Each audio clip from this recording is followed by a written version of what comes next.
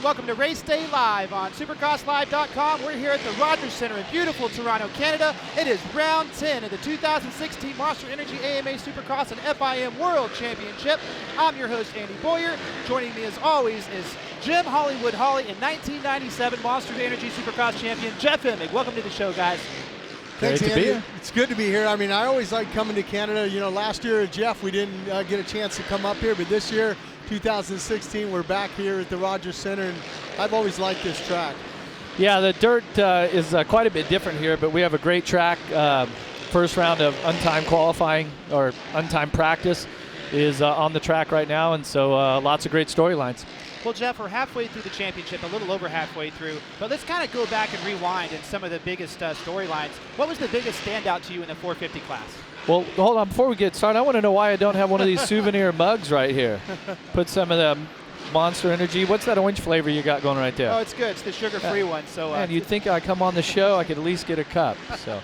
We'll do better for you next time. We'll get you a can of Monster, you know. You want sugar-free? Because I'm a diabetic. Sugar-free, yeah, look at me. I don't, yeah, and he says he wants to lose a little weight, he was saying, so he's off the sugar, he's on the sugar-free drinks That's now. right, that's right. So storylines, I mean, I would say for me, one of the biggest storylines is the points lead that Ryan Dungey has at this point of the championship. I did not predict that to happen. You know, I would say that I expected Ken Roczen to have more wins than he does at this point. So those are two of my, you know, the biggest storylines in my head. Right, Daytona, Eli Tomac gets his first victory at round 9. Jim, was that surprising to you that it took that long for the Monster Energy Kawasaki rider to get on the top stop of the You know, not really. Not in talking with his father, John, they wanted to bring him back slowly. I'm sure they'd like to have some more wins before round 9, but you got to remember that guy had a lot of shoulder surgeries on both of them. You know, it took him a long time, new team.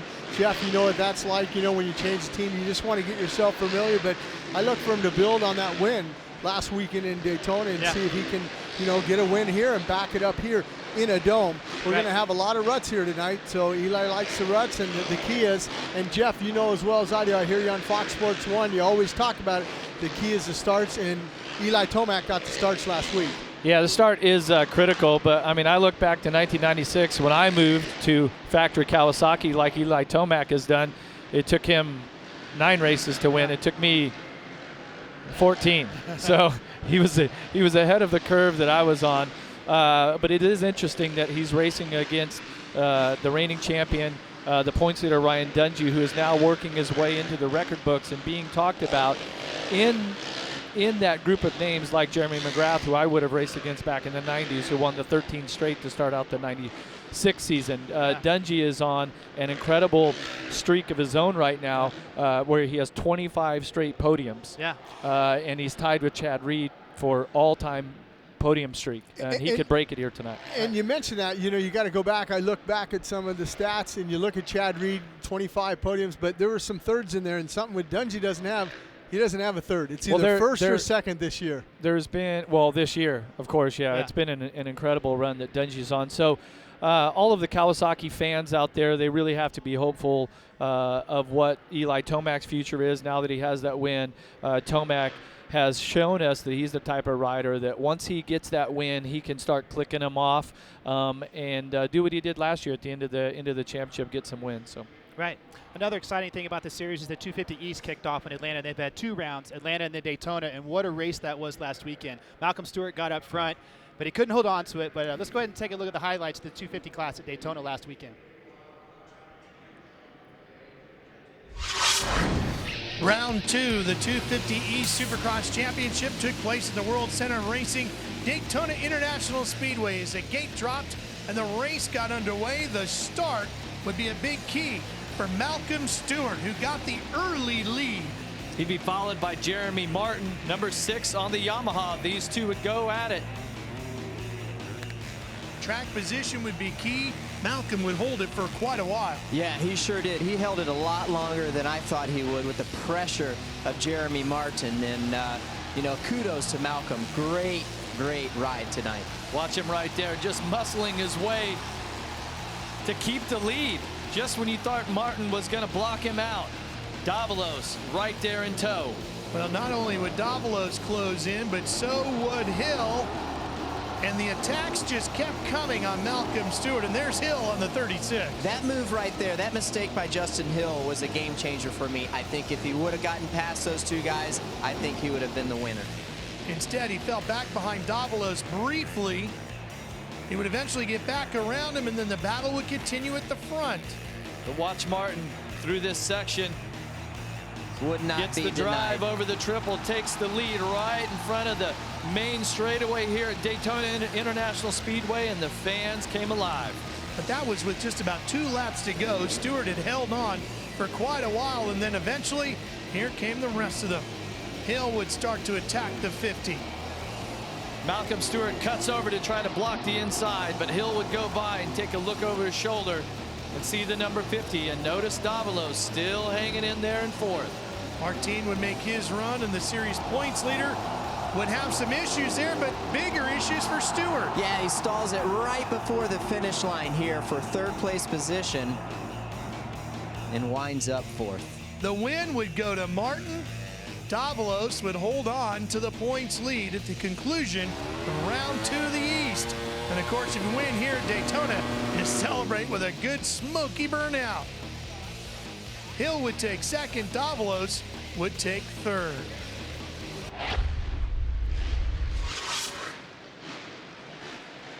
You know, so I was a little surprised there to see Malcolm not hold on to that one. I really thought in front of his hometown crowd he was going to get the win. But, Jeff, you can attest to the fact that when you have that lead and the pressure of the outdoor champion is behind you, a little arm pump, maybe a little extra thinking, maybe that played into his demise.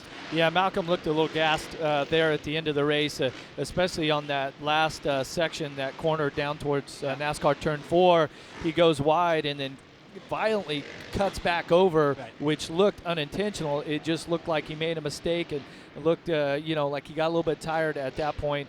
The emotions of the night with what had happened with his older brother James and all that, it's tough to really put yourself in his boots and know exactly what he was feeling, but certainly Malcolm was riding inspired that night. But the competition with Martin, Hill, and then Davalos right there. This is a really strong pack of 4 riders there that were battling. That was outstanding racing, probably the best 250 race of the year. Well, and you mentioned the guy who runs number 49 with that red background. Unfortunately, Martin Davalos not here in Toronto, but I got a chance to talk to his team owner, Bobby Hewitt. Yeah. Let's see what Bobby had to say. The official's team statement. Let's hear what they had to say. I'm here with Bobby Hewitt, the owner of the Rockstar Energy Husqvarna racing team. Bobby, I got to ask you, you guys are leading the points on the East Coast. Unfortunately, Martin Davalos not here with us in Toronto.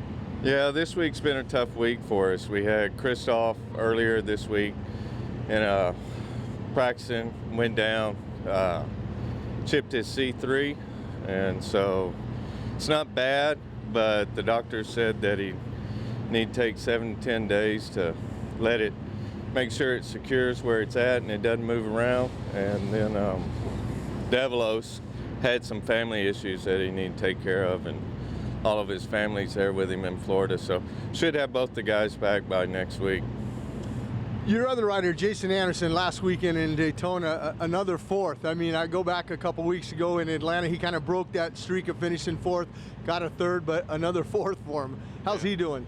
Actually, Jason's doing really well. I mean, he's coming along. We've been working on his starts, and it's his 2nd year, so he's, as far as I'm concerned, he's doing really well. I mean, he's still 3rd in the points, and he's getting better each week. Some of the tracks are a little more difficult than others, but each week he's progressing, and hope to get him back on the box and just keep him in that top 3. So it's been a tough week for that team. They lose Porcel.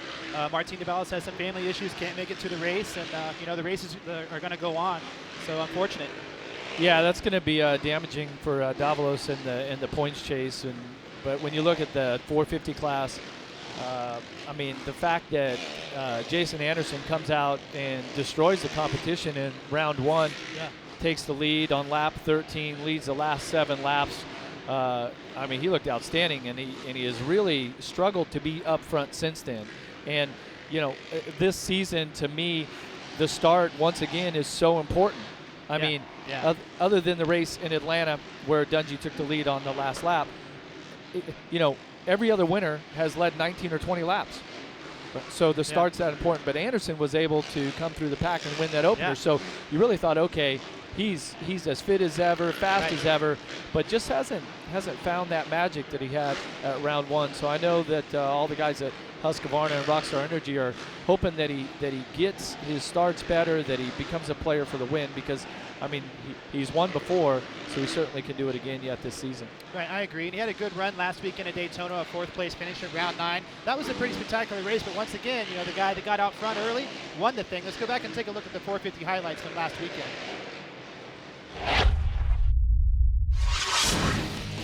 .450, the premier class. Eli Tomac going for a perfect night. He was quick time, he won his heat, and here he comes battling with Ryan Dungey. Before they get to the first couple of corners being in the books, Tomac put his Monster Energy Kawasaki out front. Yeah, great start by both these riders. This is the move right here that gave him the lead over Dungey after the whole shot. But a tough 20 laps would lie ahead for these two riders. Dungey, the winner here last year. Tomac had finished second to him, but problems for Porcel, who was very good when it came to qualifying tonight. Yeah, he's been fast the last several weeks, and he was fast here in qualifying and had a little mistake there early on in the race. Nicoletti looked good, but even he would have issues in the Daytona dirt. Nicoletti goes down in one of those deep sand ruts. The track here claiming so many victims tonight. Battle here with Millsaps and Canard. Right here, Canard getting by, and then Millsaps had a wreck at the end of the race. You can see there. Speedway claims another victim. Not so for Eli Tomac. He would go on and take his first career victory at the Daytona International Speedway, and his first of 2016 in front of Dungey and Marvin Musquin.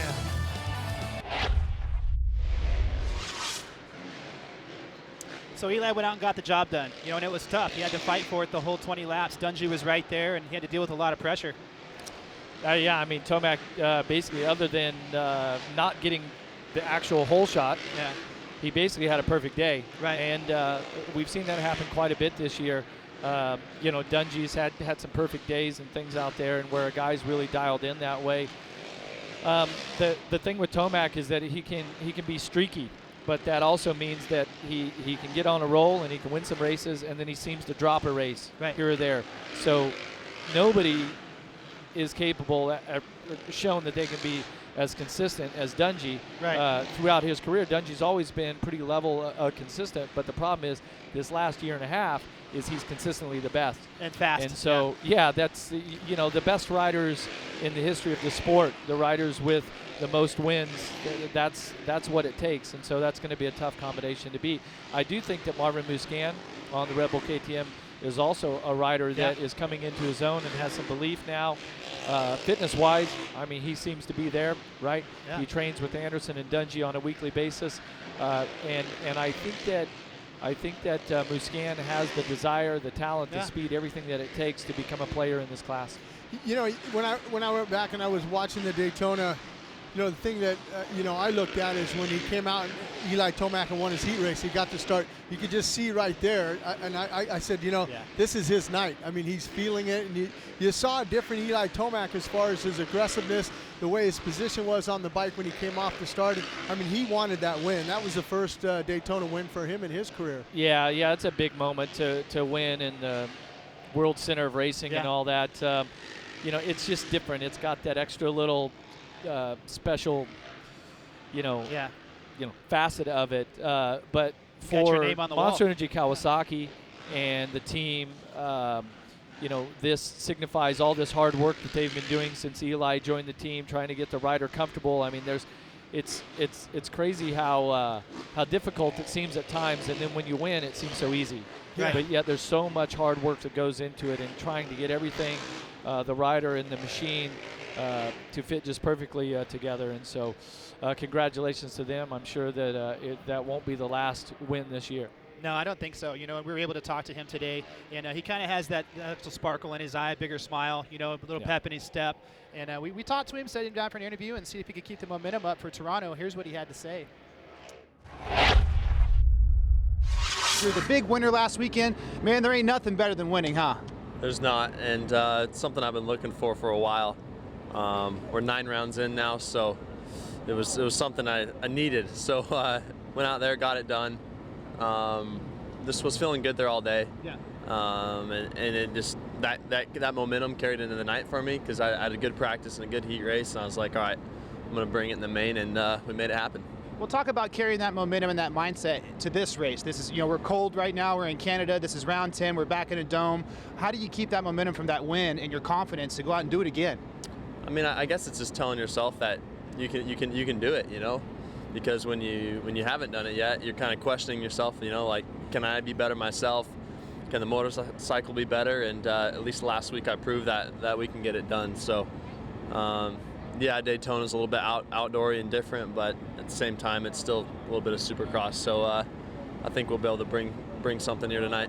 Right, it's still a race, but talk about, you know, it's a new bike, a new team. You were developing the bike. You're halfway through the championship.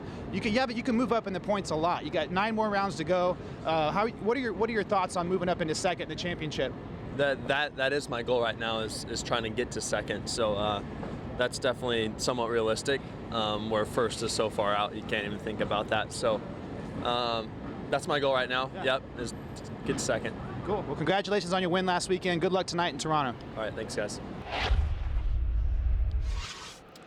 So it sounds like his confidence is up. You know, the team has a little pep in their step too. He's talked to his mechanic, and they seem like the bike's working good. They got the whole second half of the series to get some more wins and move up to second. It seems like that's their goal. Yeah, at this point it would be, and you know, Eli's on an extended contract, right? So, you know, the team is just trying to gel together and put get the bike right for him. I know they had been working a lot with the front suspension on the bike this year, making, you know, a lot of changes there. Obviously, over the last 3-4 years, when the air fork had came into Supercross, that's been a problem for a lot of teams to get the feel of the front end right. And I know that Kawasaki has made some changes there just this week even. So we'll see if those changes help him excel and get another win here. You know, some of those issues you're talking about, Jeff, I've talked to some of the mechanics and stuff. It seems like halfway through the main event, the air forks seem to pump up, you know, and the bike doesn't seem to kind of settle in the corners. That's kind of what I'm hearing in the pits. Yeah, I mean, I know we have a lot of core fans that watch Race Day Live, you know, all over the world, and it really has to do with here in Supercross, the front suspension is set up so stiff to go across the whoops right and for the jumps and all that. And what that does, it's great there, but then it makes it worse on cornering, and it makes it worse going across the start. So that initial, let's say, 4 inches of the front suspension, where you need it to be soft and plush and to work over all the little bumps, and when the bike goes across the starting gate, for it not to pop the front wheel up, little things like that is where the air fork is not as good as a conventional spring fork. So, you know, there's always going to be challenges because you know, with racing, you're constantly trying to find the edge performance-wise with the machine, and this seems to be the end thing, the end problem to be working on right now. Right. Well, there's a lot of storylines, you know, the suspension, the bikes, everybody getting confident, Dungey on his streak, but one of the biggest storylines this weekend is this track. This track's a beast. It's got 2 65-foot triples, 2 loop sections, a wall jump, but the dirt is really loose. It's going to break down. Jim and myself are down there on the track, and we're going to take a closer look at this track here in the Rogers Center. Jim, this track is really cool. We have 2 sections of whoops. Let's go ahead and walk through these things. You know, Andy, you talk about this. I've raced in this dome before, and like you said, with the whoops here, they got a little knob right here. You can get up on top of it. I mean, these things are deep, and they're going to be rutted out. I don't think anyone's going to be blitzing through them. I think that they're just going to have to, you know, as the night wears on. It's a little slippery out here. But as the night wears on, probably just jumping, you know, 3 in and 3 and just going like that. But it's treacherous here because of 2 things. Because you know, when they bring in the dirt, it's already moist already, and we're in a dome. It doesn't open up. There's no sunlight in here. There's no air in here, so it's very hard to dry this stuff out. It's going to be a hard track. I mean, it's always presented in the past to be real deep ruts. Absolutely. I think these are going to break down. The Feld track crew worked on them really hard to pack them in as much as possible, but as we've seen in Toronto throughout history, you know, the track is loose, the dirt is loose, it's going to break down. A guy that comes to mind is good in that conditions, Marvin Musquin, who's been really strong lately. Yeah, I look for Marvin, you know, especially a couple weeks ago in Atlanta, just missing, you know, finished up second. Then Daytona last week, he had a good ride. You know, he's due. And like I said, I think here, and you know, Andy, I'm what, 5'9" or whatever, maybe 5'10" on a good day. I mean, look how deep these things are big. I mean, you know, this thing is up to my waist high, you know, on how deep these are. And I mean, this is a track we talk each and every week on our track segments. Hey, man, we'd probably like to take a lap around it. I definitely wouldn't want to take a lap. I don't want to go through these at all. No way. It's a cool, you know, it's super technical. They're gonna, right now would be your best chance to go through them, that's for sure. But at the end of the main event in the 450 class, these things are going to be like you drug a comb through them, you know, in big holes and all cupped out. But it's a really cool track. We have 2 65-foot triples. We have a wall jump, 2 sections of whoops. But the prime thing going on is this dirt and how it's going to break down for sure. Well, and the other thing too, traditionally in Canada, we've always had long starting lines. The starting line's behind us. It's running across the stadium instead of the length. A little shorter. So it's going to be a little bit shorter. And you got to remember, all those 180 turns and any turns, we're going to develop ruts in those turns also. Right. So it's an awesome track. We can't wait to see it go down. It's going to be rough. It's going to be technical. Once again, I think Marvin Musquin's at number 25 is a guy we need to keep our eyes on. So the whoops are pretty big, you know, and watching the first couple practices, there's guys that are getting over the tops of them, but you got to commit. If you don't commit, you're going to get down in the bottoms and you're just kind of stuck there. Yeah, it's one of those whoop sections that makes us glad we're retired, right? Take a look at it, say better them than I. Yeah, I mean, I almost slipped just walking through them. It well, was so that dangerous. just has to do with your age, and that has to do with your riding skills. Because this guy can ride a motorcycle, but that was a long time ago. I can't walk the whoops, though. Right, well, we covered a lot of the track there, but we want to cover the whole thing with the Kawasaki track map. Jim and Jeff are going to take us through it. Let's check it out. We're going to look here at Jeff's. Left-hander, you get into this timing section with a triple, single in, then out of this left-hander. Yeah, and that qualifying position today for your gate pick in the heat is going to set you on the right path, especially if gate pick is really important here. The rhythm sections into a pretty good whoop section carry a lot of speed, and then interesting, just a flat sweeper here, which I guarantee will be one of the best passing spots on the track. Well, I like to always call that the flat track section of the track there. Now you're over the nice 65-foot triple. You're going to make this left here. It's a step on, step off, and if you can drop down into that, come out of here, there's that 65-foot triple. This is that wall jump you were talking to, and immediately we get right into a sand section with some rollers, and then the left-hander after that. One final set of whoops. This is that section that was huge and over the Monster Energy finish line. And that Monster Energy finish line, that's huge this week. I mean, that's a huck to get over that thing. It's big for us, but not for the kids these days. That's no big deal for them. Yeah, right. That's true. Well, it's a cool track. It's a big track, pretty challenging. We heard some guys on the track walk say it was the toughest one they'd seen this season, but the dirt is going to break down and those whoops will get cupped out.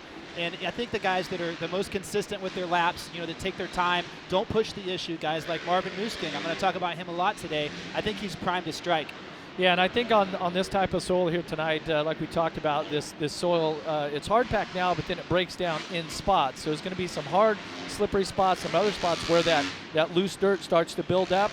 And we know as the day goes on and the race for the final checkered flag, you know, intensifies, that's when the guys are pushing the limits or leaning the bike over more, they're going faster through the whoops. That's when you're going to see more mistakes happen, more guys slide out, and have some crashes on their way to the final checkered flag. Well, we always talk about it, Andy and I, on Race Day Live. You know, this track here tonight, whoever wins here, they're going to make mistakes. I think the guy who makes the least amount of mistakes and manages the race the best will end up winning this thing tonight. Yeah, and that's what I personally, just on my own taste, I love it when the track breaks down, because then the line choice becomes more critical.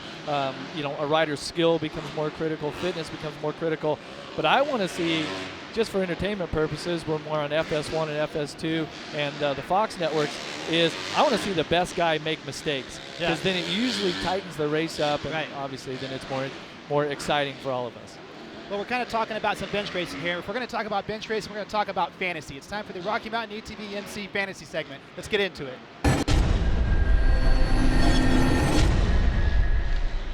Kick it off, Fro. Who do you got? Who's your podium picks?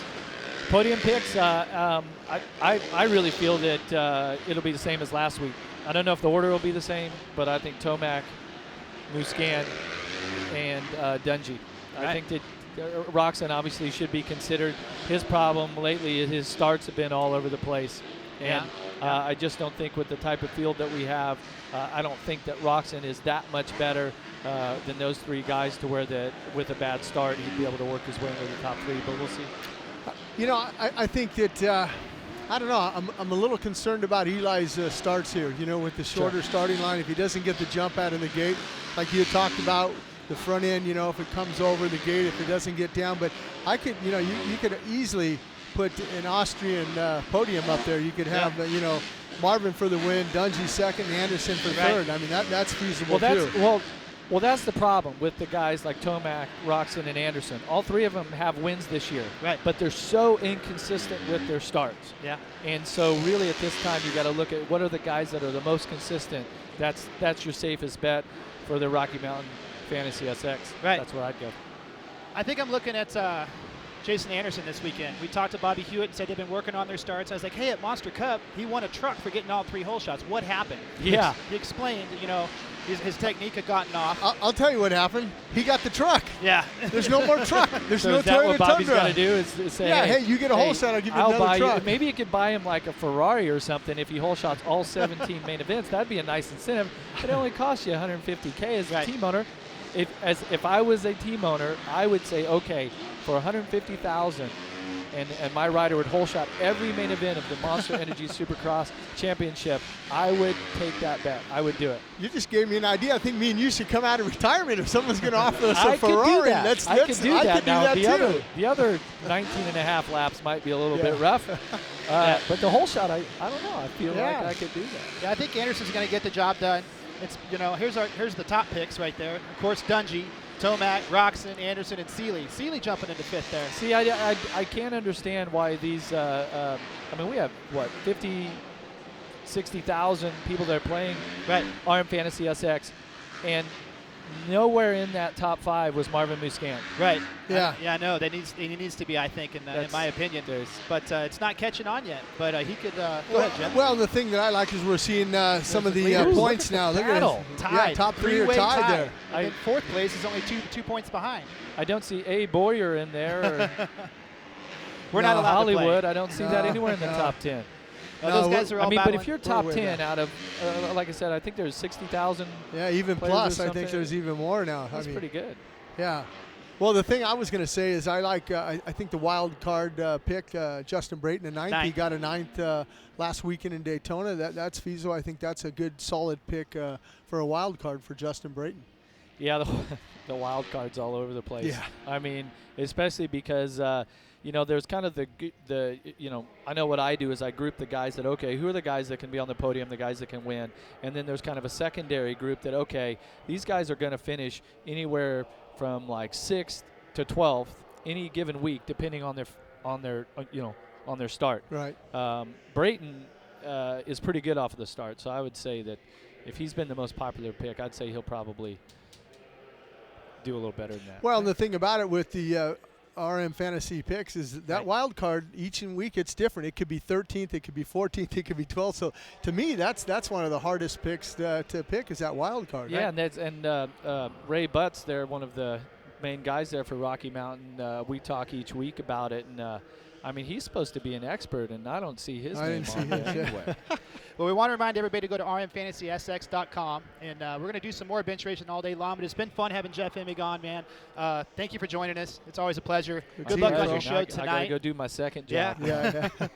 It's cool. We got a big show coming up. We want to thank everybody for tuning in to Race Day Live. We're going to take a couple words. We'll be right back.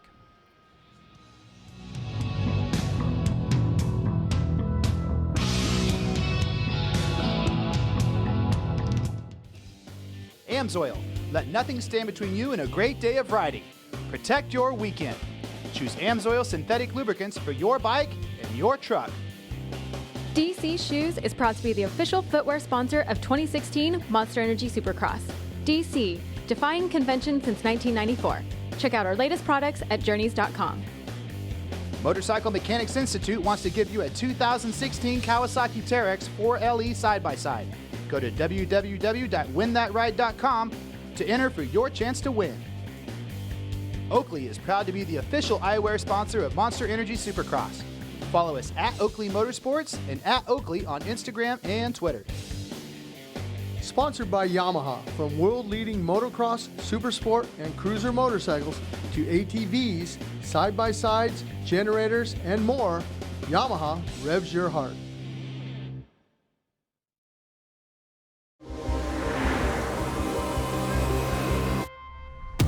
There's a lot of performance hidden in these tires.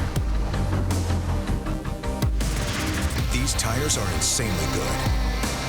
Selected as a Consumer's Digest Best Buy. If this is what experts thought about Cooper tires, imagine what you'll have to say. They're impressive on all surfaces. Put Cooper tires on your car today.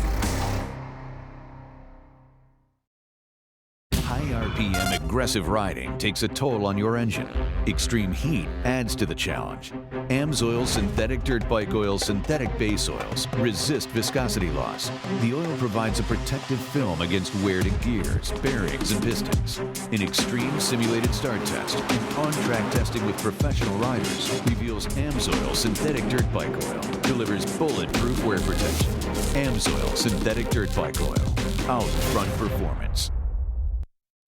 Motorcycle Mechanics Institute invites you to text SX to 82257. Enter for your chance to win this 2016 Kawasaki Teryx 4 LE. Again, text SX to 82257 for your chance to win this 2016 Kawasaki Teryx 4 LE.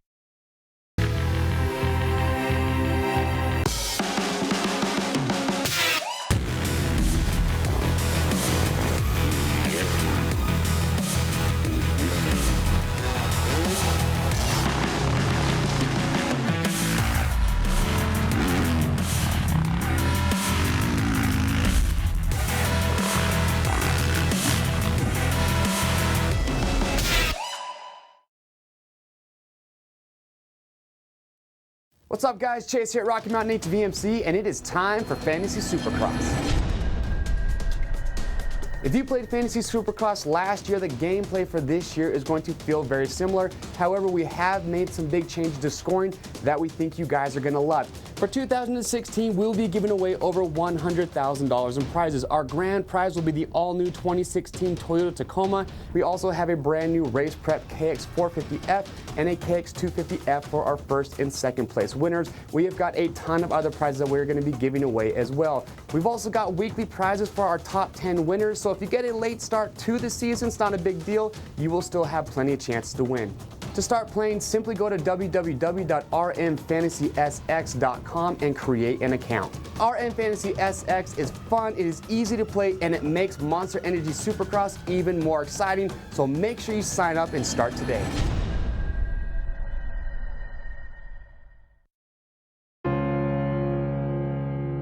Your journey to work, to play, to see places you've never seen before.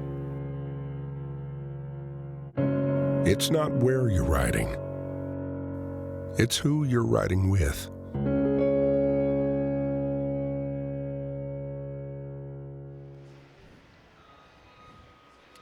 And welcome back to the Rogers Center in Toronto, Canada. It's round 10 already, Jim Hawley, and it's going to be a good one. I can't wait for tonight, man. Yeah, and you can see some of the Feld track crew out there doing a little work, maintenance. They're going to be chasing this all day long. Just trying to make a great track for the guys coming up. And coming up, we have the 250A first of their qualifying session. I know everybody, all of our viewers want to see action on the track. We're going to have our 250A guys coming up. Malcolm Stewart looks good. Maybe a couple sleepers. Arno Tonis, maybe he'll show up and get a good start, and we'll see what he can do because he can ride some Supercross. Yeah, I think the other guy that you got to look forward to is Justin Hill. Yeah. I mean, last weekend in Daytona, it's been a long time since that guy's been up on the podium, and he can kind of feel it there. And I think that something that I talked to him earlier on the track walk about was starts. His starts have been struggling, poor, and he's coming through the back. He knows he's got the speed. He knows he's got the stamina. He's strong. He feels good. It's just if he can get those starts down. Yeah, another guy that hasn't really had a good start yet is Aaron Plessinger, and I think he has the talent, the bike, and the program to win one of these things. You know, he's behind in points a little bit, you know, not too far. They're all pretty close, but a big win could jump him right into the points battle with, you know, Jeremy Martin and Malcolm Stewart and Justin Hill. And it could get really exciting really quickly. I mean, you talk about the points, like you said right now. Martin Davalos leading it with 45. Right. 2 back with 43 is Jeremy Martin. 5 back, Stewart. 7 back, Hill, and only 9 back for Plessinger, right, so like you talked about. He's in the hunt, you know, and but he's going to have to get a little bit better start and be able to, you know, we saw him in Atlanta have a bad start and come up and get a podium. Unfortunately, last weekend in Daytona, I believe he got 4th. Right. So with that being said, you know, there again, it's the starts, and I think that, you know, everybody, I think, in between Daytona and here in Toronto went back and worked onto their starts. You know, that's what they focused on all week is starts. Right. You know, and we're talking about momentum. We talked about Tomac getting his victory last weekend. Kind of an outdoor guy. Another guy, you know, Jeremy Martin got, you know, the 2-time defending outdoor champion, got his first win at the 250 East. What kind of confidence does he have coming into tonight? And can he take control of this class like he's done in the outdoors and make it happen? I think so. I mean, you know, there's talk that, you know, this is his last year in the 250 and he's going to move up to the 450. And, you know, with Martin Davalos not being here, I think that all those other guys, you know, they're looking at, hey, okay, this championship fight is going to change. We're going to have somebody else with a red background when we go to Detroit next weekend. So all these guys just kind of moved up in the point standings. If you look at it, even Plessinger, you know, everyone's going to move up a slot. It's just who's going to take that, you know, red plate into Detroit. That's the question here. But everybody's got a lot of confidence knowing that, hey, Martin Davalos isn't here, and that's one less competitor we got to deal with. So attack. Yeah, this is the time. Yeah, that's like a saying in racing goes, if you're going to go points racing, win them all. Yeah. That's points racing. Get as many as you can. We're getting as a chance now. There, the MX versus ATV Supercross Encore starting gate. It's 32 there, Bishalia. And these guys have kind of been getting a little used to this because, you know, they've had maintenance even in Atlanta, you know, before. They're just not used to coming up. The bikes aren't even fired up now. They're just kind of talking to their mechanics, just kind of watching and looking exactly and seeing where, you know, all the Feld track crew, what part they're maintaining and you know, where they can go out. But this is the key, and we've talked about it a lot, Andy, is, you know, as soon as that green flag goes up, you better lay down some fast laps in the beginning. Yeah. Because the last 5 minutes of this, it's going to get slower. And even when you come out in your final qualifying time, you know, it's going to be, you know, the tracks also. So, you know, I could see that the first qualifying session can set where you're going to start in that heat race. Yeah. That's what we were talking about on track walk and stuff. But we have a little bit of extra time here. We did something pretty crazy in Atlanta, something that's never happened before. We had some NASCAR guys on dirt bikes, and what could possibly go wrong? You know, I was helping put that thing together on Friday, and Jeff Emig walked by, and he kind of scratched his chin, and he goes, "Am I the only one that think this is a bad idea?" And I was like, "Yes, you are. It's going to be just fine. Don't worry about it." But it was a lot of fun. It was a lot of work. Everything came together. It was cool. Let's go back and check out the NASCAR Hole Shot Challenge.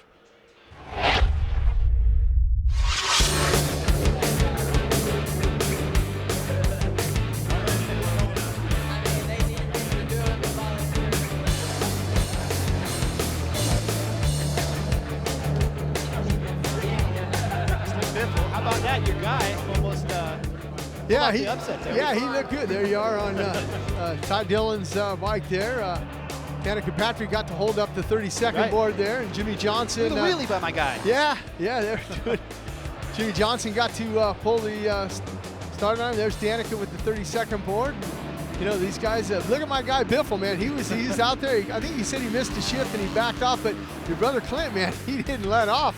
Watch Clint on the far right-hand side of your screen there. He wins it, but then he feels, oh, now I got to slow down. And man, he's lucky.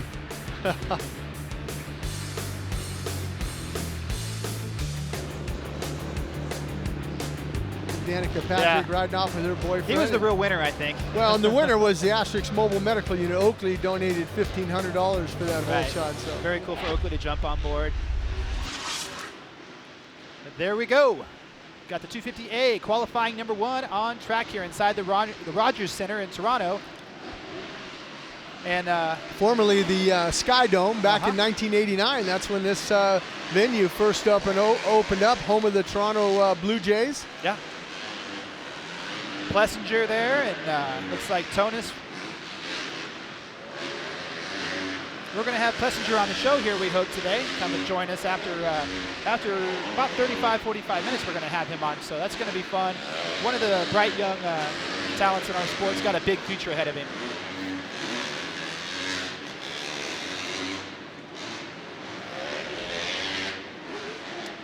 The 175 there. That's Paul Coates. Paul Coates. Got the green flag now. About 8:33 to go. Let's pull the trigger now, guys. This is when the track's in its best condition right now. And you can see how loose that soil is by the roost when they're coming over the Monster Energy finish line, landing there and grabbing a handful of throttle on the downside. You know, we've been making a big deal about it, but I don't know, Jim, when I raced, I actually liked the dirt like this. I liked it to be a little more forgiving. You know, when it was really hard packed like the West Coast tracks, like the stuff that you used to race on, you know, that's more difficult, I think. I think it's better as we've seen one of the riders go down. That's RJ Hampshire there as Martin went around him. But I think it's better for everybody. I think it's better for the racing, and I think it's a lot better for the fans because it lends itself to more racing. It's just like any type of racing. I don't care if it's NASCAR or whatever. When you got a blue groove in one line out there, it's not interesting. That was Jimmy Albertson that they went by there and had his visor off. He must have got off in the whoops there. I talked to him on track walk and we were looking at the whoops and he was a little concerned. Said he wasn't able to ride any Supercross during the week. It was a lot of rain back in the Midwest, so he just kind of rode a sand track down by the river. And Jeremy Martin there now blitzing the whoops. I don't know. It could be Jeremy Martin's time. He's for the last 2 seasons, he's actually missed a main event. But, Starling there, number 62, not looking bad. There's Malcolm Stewart now going around that sweeping flat track corner, a couple little rollers here, and then you're going to come up to the first of the 2 65-foot triples.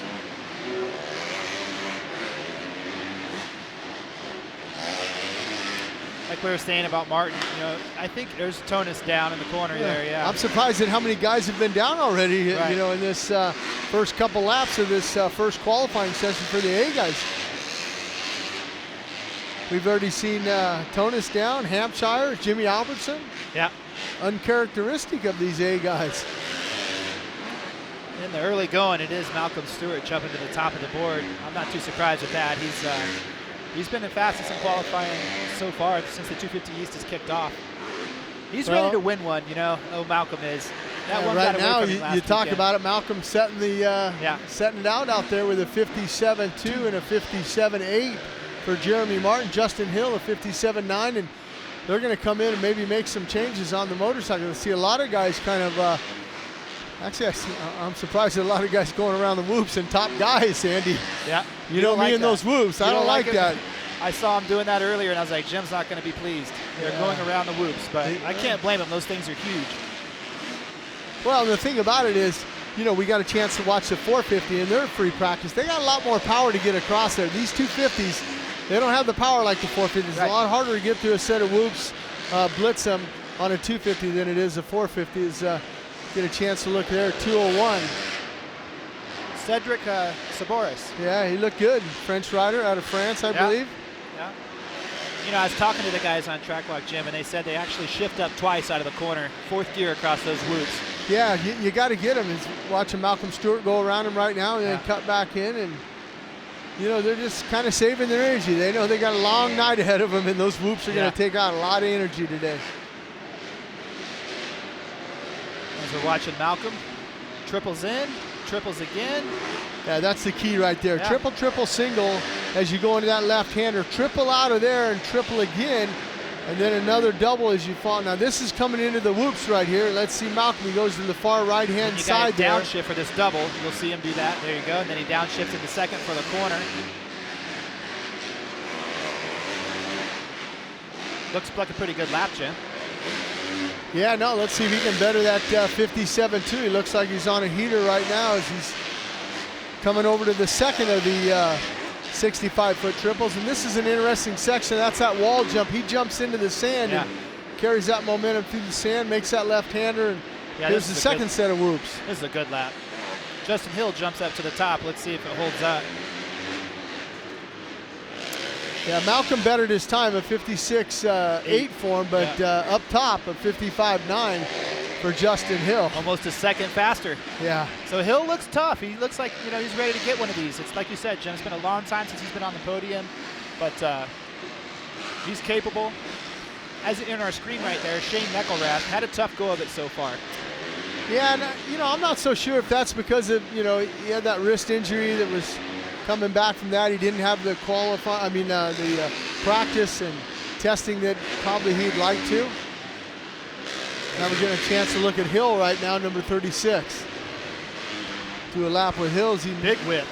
Yeah, you know you're having fun out there when you're able to do that. He's looking at the leaderboard. He sees 36, 56, 66, 53.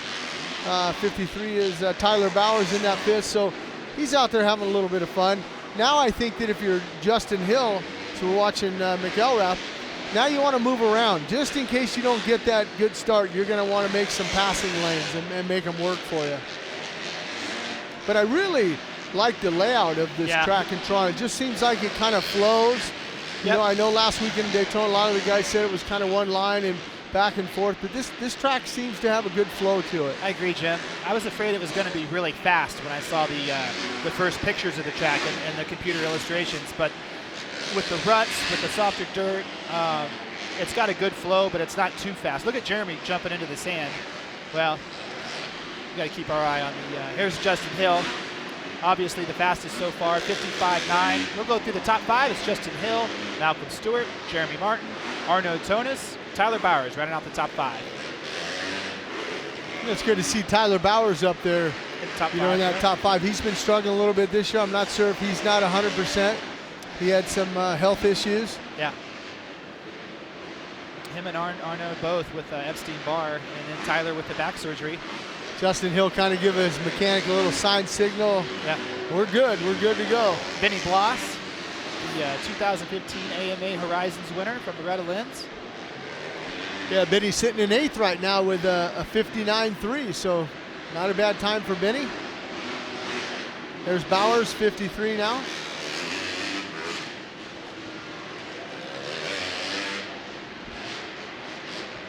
Yeah, that second triple looks pretty big. And that rhythm after the start, it's good. But see the flow, like we were talking about, how it just, everything just kind of flows here. Howard's getting through the whoops there that time. And like you said, downshifted in air when he landed to make that sweeping right-hander. Yeah. Yeah, they're hitting 4th through the whoops, downshifted to 3rd for the double, and then downshifted to 2nd for the corner. Getting that power to the ground as we're watching Gannon Audette.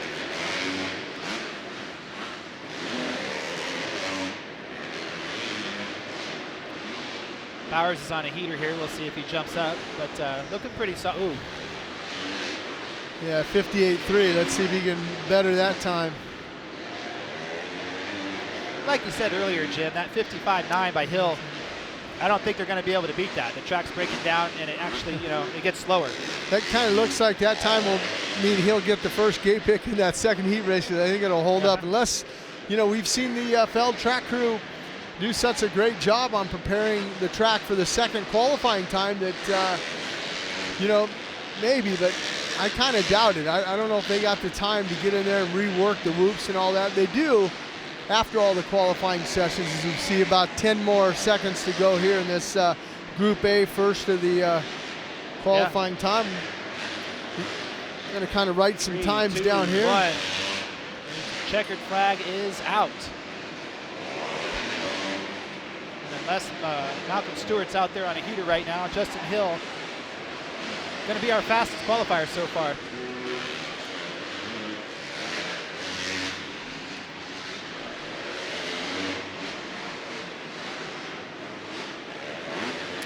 So there you have it. There's the top 5. Justin Hill, Malcolm Stewart, Jeremy Martin, Arnaud Tonis, Tyler Bowers. We'll go through the top 10. 6th is Shane McElrath. 7th, RJ Hampshire. 8th, Aaron Plessinger. 9th, Benny Bloss. And Jesse Wentland running out the top 10. So Little Hill looking good. We've talked to him out there on track walk, and he's ready to win this thing. I think, he kind of backed that up. First off, you have to say you can win. But, we just guy went down in the whoops there. That was, it's a little further away. I can't really tell right now, but Ashley's going to be with Hill.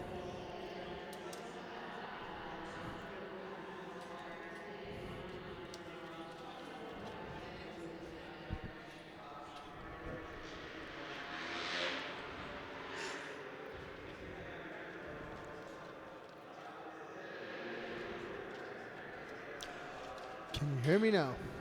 Nope, still can't hear us. All right, so there we go. Justin Hill pulls it off, qualifier number 1. And yeah, I mean, I think with that Hill, like you said, a 55.9 and Stewart a 56.8 and Martin a 57.4.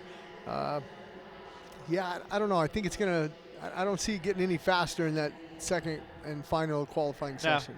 Yeah, that could be but the we'll fastest see. one. Right. Any surprises there in the top 10? Looks like, good yeah, run. maybe Shane McElrath in that 6th. I think that's good. And Arno Tonis, like you said, in that 4th, and Bowers in 5th. We haven't seen those guys up there. Right. Getting a chance now to look at the board now for people watching in at home all over the world. It's going to be a big win for Hill if he pulls this thing off tonight. We still got a long way to go till we can, talk about him winning. We still have to get through the second round of qualifying, the heat races and stuff, but he's off to a good start. And if you look, hopefully Jimmy Albertson's okay because he only made 3 laps out there. And no visor. No visor. Went and down hard his in the fast woods. time is a 1:42, so he's going to have to come out here and, get that. Good to see him, at least get back up after that. As we're getting a chance now to watch the 450A guys getting Coming ready to up line next. up on the MX versus ATV Supercross Encore starting gate. And like we talked about earlier on the show, pretty short starting line here Real in short. Toronto. Yeah. I mean, it's like you said, Jim. They use most of the track to run lengthwise with the stadium floor. So, the starting line they just kind of, they used it sideways. So Getting a chance to watch Eli Tomac last week's winner. Notice his whole shot device already engaged. He don't want to put on the front brake too hard and disengage that because his mechanics got to come out. Brayton getting ready to engage his. A lot of those guys, they have a couple different settings. Depending on how loose the track is, they can adjust their, whole shot device. that's right. We're just getting ready to unleash the 450A group. I want to thank everybody for tuning in to Race Day Live. I want to thank all of our international viewers. You guys make up over half of our show, so thank you guys for tuning in from all over the world. But getting ready to watch the world's best Supercross racers here attack this track at the Rogers Center in Toronto. It's a good one, too. Yeah, and this is going to be a key right now. We haven't seen Eli Tomac jump out there right away at the start. So let's see if he jumps out there. Normally we see Anderson and we see Dungey and, those guys. But it looks like Eli's kind of hungry to get out there and, not eat any roost. Yeah, set a good a lap time, right away. And again, it's a bummer. Davey Millsaps not making it to Toronto, suffers that right at the end of the 450 main last weekend, broke a couple ribs. So I hear he might be back. We lost Andrew Short too. Yeah, so Davey might be back. I'm hearing possibly in Santa Clara. Okay. He's going to use that weekend before that off, which is Easter, and give him a little bit more time to heal. Hopefully we'll get a chance to see him. But like we saw in that 250A group, they shut him down a little bit. All the engines are off. They're just kind of wanting to check the track. I don't see any dozers out there. So we're getting a chance to look at Muskin right there. Marvin, number 25. He's getting ready. And something coming up. We have a big night tonight on FS1 at 7 p.m. But tomorrow, the Monster Energy Supercross Chasing the Dream series continues with episode 2. It's going to be at 9:30 p.m. Eastern Time, 6:30 p.m. Pacific. But Monster Energy Supercross Chasing the Dream episode 2. Yeah, you're going to be able to watch it, Jim. I'll be able to get back home in Los Angeles, be able to watch that at 6:30 on that West Coast. And Chasing the Dream, as you see right there, Andy, you were talking about Fox Sports 1. I really enjoy those, the way they're cut together and the way they really go behind the scenes, for those guys. Right. Doug Cabrera and his crew, and of course, Mr. Michael Prince, and it's Wes Williams and all those guys put a lot of work into that, and I can't wait to see episode 2. Episode 1 was really successful. Lots of views, lots of people tuned into it. Get a chance now to Trey Canard there finishing up 6th, I believe, last weekend in Daytona. Not too happy with that. No, Honda's looking for their first win still. Yeah. In 2016. Cole Seeley's been close. He's had some seconds and some thirds. It's been a while since they've been up front, the Hondas, on the start. You know, they need to get the start. This class is so deep. We talk about it all the time. There they go. Oh, there it is. Let's see who's going to come out and. Yeah, see, Eli's a little bit more up front. It's going to be Anderson and Dungey and Roczen, and now Tomac just put a little love tap on Kenny Roczen there. So first time into the whoops here. Take it easy, boys. Get a feel for it. You notice Trey Canard, a few of the guys just kind of riding the outside, and Seeley, look at everybody. Yeah. I am surprised at this, Andy. This has been a while since we've seen that. Right. These guys are battling pretty hard here for the opening lap of their first qualifying segment. As Anderson jumps out front early on. You know, and he's my early pick, I think, to get another win. Well, I think he needs another win for everything that, you know, his team's been dealing with this past week. You know, it'd be good to get a win for the team. He's had the potential to win multiple races this year, just not the starts. I think he's passed more riders on the track, Chase Anderson has, than anybody else. That's a pretty easy statement, an easy stat there. You're watching Dungey and Roczen.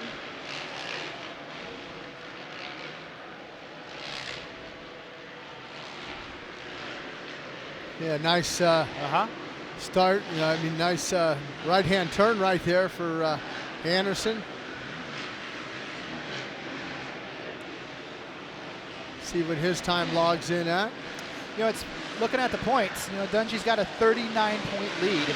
He's 20 top 2 finishes for Ryan Dungey. That's amazing. That's his record, and he's building on that record with each passing week. But he hasn't finished worse than second. You know. No, that's amazing. That's amazing to me in 2016 with the talent we have that he's been, you know, first or second. It's a nice shot. You see behind the Monster Energy finish sign there, that's the actual hotel here. You can get a room and lay in bed and watch the Supercross race. Oh, yeah, you can hang out at the hotel bar and watch the track, watch the racing, have your dinner. And Anderson now going around the whoops. He says, I want to watch Dungey go through there. We saw Chad Reed going around the whoops too. Well, early going. There is a Honda at the top of the qualifying leaderboard. Cole Seeley. 56.6. Still not as fast as Hill with that 55.9, but it's still early. Like you said, Jim, that was early on in that 250 qualifying segment. They haven't worked on the track since then, so. Wow. Watching Tomac go through the whoops. Up and over that Monster Energy finish line, right into the pits. We're going to make a change. Dungey into the pits. Let's see what they're doing in the pits. See some of the signboards out there with some of the mechanics letting the guys know what their lap time is if they got to pick it in. There's Dungey talking to Carlos now, and the suspension guy. He's saying, hey, look, it's just not feeling good in the whoops.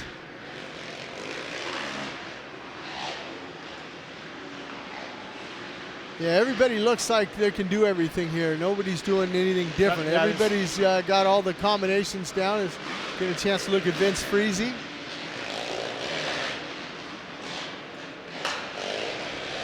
Freezy's ridden good this year. Gotten some good starts. Yeah. On that 450 there. A lot of skills with Vince Freezy. You know, if he can just keep himself out of trouble, he's got, you know, a lot of solid performances. Yeah, 14 last weekend in Daytona. I'm surprised to see Eli Tomac going around the whoops. Yeah. Whoa. Jason Anderson sends it. Yeah. I think that's going to be the key. Who's going to pull the trigger over that wall jump and send it into the whoops? You could possibly see a last lap pass there. You know, why not? With a little over 5 minutes to go, Trey Canard jumps up to the top, 56.2, followed by Tomac, Nuskin, Seeley, and Anderson. You know, we interviewed Trey there on Track Walk, and old number 41, he's not happy about his finishes. He's not happy about his starts. He wants to win races and reassert himself into the championship fight. He's You know, he missed a couple rounds, so the championship's out the window, but he can still move up the standings quite a bit and finish this season strong. Well, and I think the thing for, you know, Trey Canard is he's in his final year of his contract, so time to go. If you want to negotiate, if you got a few wins under your belt, even though you had some problems earlier, it's going to be a lot easier when you're over there with the big bosses at Honda or wherever you're going, wherever the opportunities present themselves.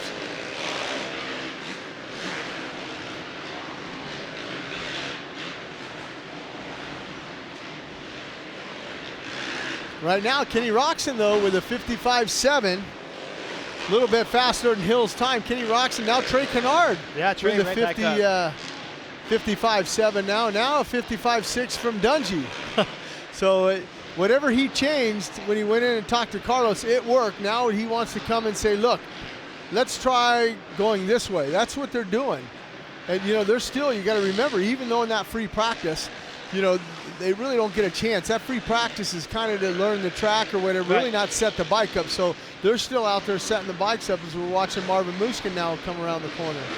Right, Tomac jumps up to the top, but coming to the set, joining us here, Yamaha Star Racing Yamahas, Aaron Plessinger. Thank you for coming to Race Day Live, man. Welcome Thanks to the for show. having me. Good to see you. Yeah, good to see you guys. What do you look for when you're watching? You're getting a chance. I know, appreciate you coming up here with us, but you get a chance now. You're looking at, you see Eli Tomac now. He just set a fast time of a 55.6. You're getting a chance to watch him go around, and we're not on a split screen yet, but you can turn around if you want and see something, because this is a great view. Oh yeah, this is you can see the whole track from here. This is quite nice.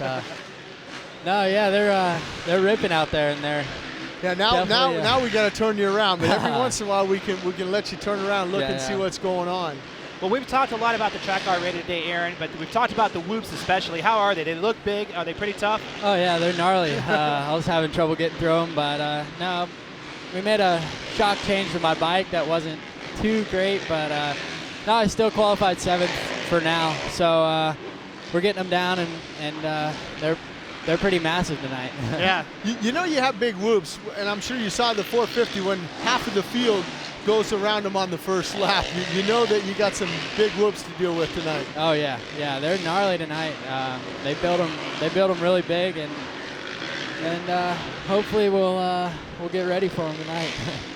We're getting a chance to watch Marvin Muskin here in this first 450 time practice. We see Vince Freeze going around, and one of the riders went down. But what are they looking for right now? You know, what were you looking for those first early laps out there in first qualifying session? Traction right now. Pretty loose, huh? Yeah, it's different dirt. It's like a sandy, wet kind of dirt right now, and yeah, they're just looking for lines and speed, pretty much. Yeah. Were you surprised on how you know, less of traction you had? Like right now, you see a lot of guys. You see Tomac, you see Bogle into the pits. What kind of changes do you make when you come in there? Just little clicker changes, maybe some rebound changes, stuff to help in the whoops for sure, I bet, because the first time this year the whoops have been, I think, this big, and they're getting gnarly, and they're getting 8 out, and the track's really turning into a challenging track tonight. If you'll notice on the wall jump, you guys were 3-ing in, I saw, but the 450 guys, a couple of them are jumping 4 in. And have you seen that yet? Do you think you'll be trying to jump 4 in your next qualifying effort? Oh yeah, for sure. I saw Steely do it, so why not? Right. Send it. Yeah. Well, talk about your career, Aaron. You know, you're in your sophomore season. You had a good year last year. You finished the year winning your first outdoor race. I know you came in here with some high hopes. Your team has some high hopes. Do you feel any pressure to win this championship? You're 5th in points, but you're still close. Where's your mindset right now?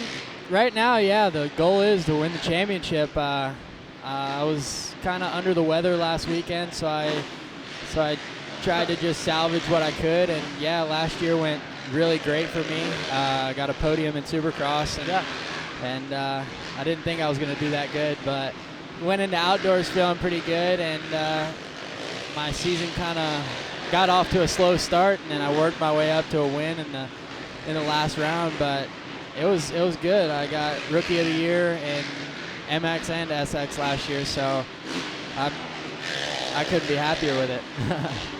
Well, here we go. They were wrapping up 458 qualifying number 1. Ryan Dungey jumps up to the top. Not surprising.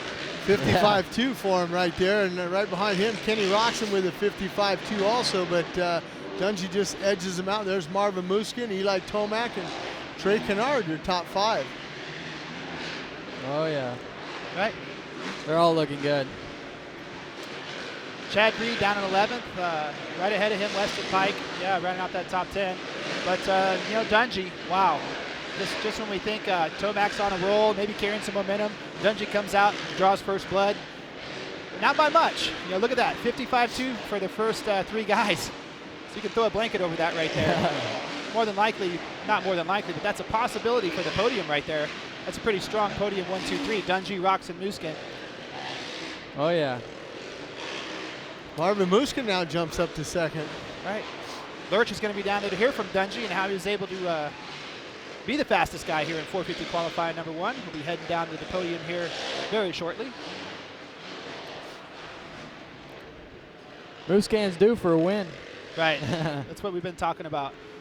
You know, he came so close in Atlanta, and you know, backed it up with the podium in Daytona. It's you know, I think those guys are a little superstitious. I was like, Marvin, this is your weekend. He just kind of gave me that stare. Yeah. Like, don't jinx it, man. And I was like, I really think he can do it if he gets another good start. Oh, yeah. But he's going to have to beat his teammate. That's the hardest part. Yeah. Yeah. Mr. Consistent. All right. Well, here we go down to the podium here with number Lurch and 1 Ryan for the Red Dungey. Bull KTM, the number 1 current points leader and reigning Supercross champion, Ryan Dungey. Great job here in Toronto. Yeah, thank you. Yeah, the track's good. Pretty tough. You know, the whoops are a little big this weekend, so just trying to get a good setup and put some good laps in. You know, it's nice to have fastest lap, but got to stay on it, so it'll be good. You know, after that first practice, came behind the wall a couple times in this qualifying session. Looked like slight adjustments, and it kept looked like he kept going the right direction and finally got that good time. Yeah, the Toronto track's really bringing out, you know, the tough conditions. You know, you got to adjust a little bit, but Team Red Bull KTM does a great job. And good to see Marvin up there too. And just trying to adjust, you know, not really searching, but just trying to, all that we can so we know that we're ready for the night show and did everything we could. So we'll get on it. A little bit of loose dirt out there. Lines going to form that are going to change throughout the night? Yeah, it's a little loose. The base is kind of hard and ruts up a little bit, and then you got the whoops and everything. So it's a very challenging track, fast, and you know, hopefully good for passing and everything, but good for racing. So give you guys a good show. Well, let's hopefully he can back it up in qualifying session number 2. He's going to be back out a little bit later. So let's make some noise for none other than the number 1. Right. Well, there you have it from Ryan Dungey. You know, he sounds pretty confident, barely sweating out there. That guy's a beast, huh? He's crazy. I don't know how he does it. Let me ask you this, Scott, in between Daytona and now, what did you work on, you know, during the week as far as your practicing?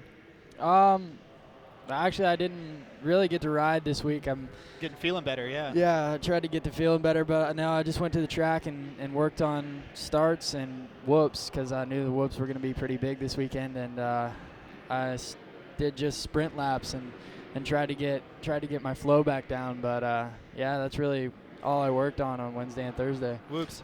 You know, and you came to the Ricky Carmichael Road to Supercross with the Amesville Arena Cross Series, and how did that help you in your career? Did the riding the whoops in that series kind of get you prepared for Supercross and the travel and stuff? And, you know, that's what you're going through right now. You have a cold, you're not feeling the best, but, hey, you still got to go do your job. Yeah, I gotta get out there and push through it. But, yeah, the Road to Supercross, it was pretty fun. It was challenging for sure. I had to really get my whoop game up. My aggressiveness and whoop game up. Yeah, they were huge in Arena Cross. But no, it really helped me just getting used to the fans being there and cameras and everything. And I'm glad they're doing it.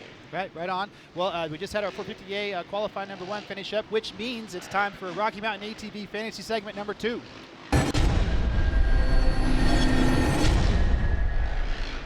All right, Aaron, we'll let you lead it off. Who do you think's the podium tonight? 450. Class. 450. Yeah. You're like, of course. We know who you're going to pick for the 250. If you don't say yourself winning tonight, then we got a problem. No, got to be confident. No, yeah. I'm going to go out on a wing and say Muskin, Dungey, and Tomac. Right on. Pretty good picks. picks right there. The wild card is 9th position. Who do you think would be 9th? That's pretty tough, but. I'm going to say Weimer. Nice. Weimer. Pretty good. solid. Yeah, that's definitely. He needs to get back up into that top 10 again, Yeah. Wyman. Yeah. It's an excellent pick. What do you got, Jimmy? Myself, I mean, if you just look at the qualifying, you got Dungey, Marvin, and Kinney, but I'm still kind of going with that all Austrian podium there with the KTM and the Huskies. I think I'm going to put Anderson up there still for a win. I kind of feel that maybe Anderson will do it, and there we're starting to move around now. Now we got Anderson up to 4th and Tomac up to 2nd, and got Brayton still at that 9th in the wild card, Seeley in 5th there, but the man with that big number 1 with the red background, everyone's picking him. Yeah, 21st or 2nd finishes in a row for Ryan Dungey. It's hard to bet against him, but I don't know. I mean, every wave breaks sometimes, and he's on one heck of a tear. But I think I'm going to stick with Anderson. I think Roczen's going to be 2nd, and I think Tomac's going to carry the momentum and drive out the podium. Yeah. You don't think you didn't have Dungey up on the podium? I think it's going to be the first one he missed tonight. So he's going to tie with Chad Reed on the most consecutive podiums with 26 maybe Reed gets or 25. to hang on to that, yeah. Wow. At the end of his career, but interesting. What do you think, Aaron? You think Dungey off the podium tonight? I don't know. It'll be tough. It'll be tough. Anderson's actually really looking good tonight, and then you got Tomac and Musquin, so I mean, yeah, it's gnarly. They're pushing it. Remember to go to rmfantasysx.com, play Fantasy Supercross, have a lot of fun. But what was you saying, Jim? Go ahead. Well, I was going to say, for a lot of people listening in, obviously they know your dad, Scott Plessinger, and stuff, and his credits to his racing career in the GNCCs and all that. But when did you start riding a motorcycle? When did your dad introduce you to a motorcycle? I actually started riding, I think when I was 3 or 4, and then started racing when I was 5. Yeah, so wow. My first race was a woods race on a PW50, and my dad had to chase me around. It was pretty muddy, so yeah, I mean. I got a chance to talk to him a little bit at the opener in Atlanta. It was very proud dad to watch you out there get that podium there, but I noticed that you had a bad start like we talked about, and you came through the pack, but you earned that podium. Yeah, for sure. I kind of got off to a mid-pack start and worked my way up. I just kept charging. Right on. And that's what you got to do out here. And a great start I think I would have maybe won the thing, but you never know. I mean, I got to get a good start to prove it. Right, it's a tough class. You guys are stacked on the 250 East, but talk about your timeline. It's been really cool. I know you wanted to be a factory racer your whole life. Now that your 2nd year as a factory racer, what's the coolest thing about being a Monster Energy Supercross factory rider to you?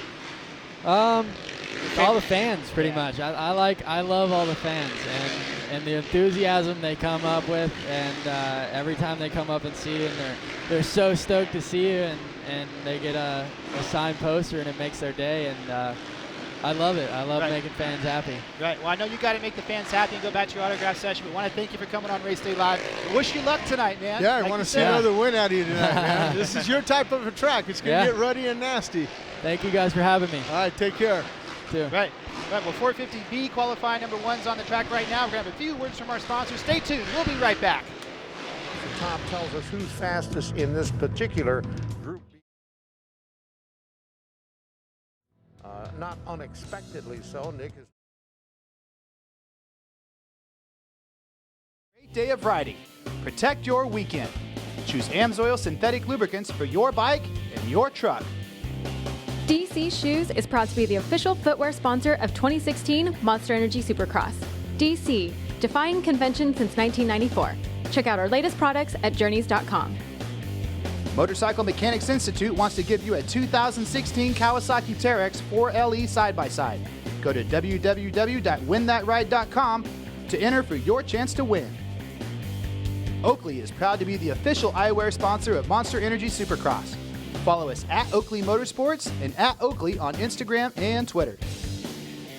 Sponsored by Yamaha, from world-leading motocross, supersport, and cruiser motorcycles to ATVs, side-by-sides, generators, and more, Yamaha revs your heart.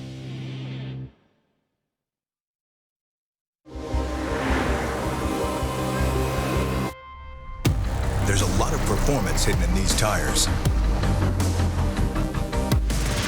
These tires are insanely good. Selected as a Consumer's Digest Best Buy. If this is what experts thought about Cooper tires, imagine what you'll have to say. They're impressive on all surfaces. Put Cooper tires on your car today. Consistent clutch feel is vital to effective starts or to confidently maneuver around obstacles on the trail. AMSOIL synthetic dirt bike oil was subjected to an extreme simulated start test. After 32 simulated race starts, AMSOIL synthetic dirt bike oil continued to deliver consistent clutch feel, and the clutch plates remained clean with no visible wear. AMSOIL synthetic dirt bike oil.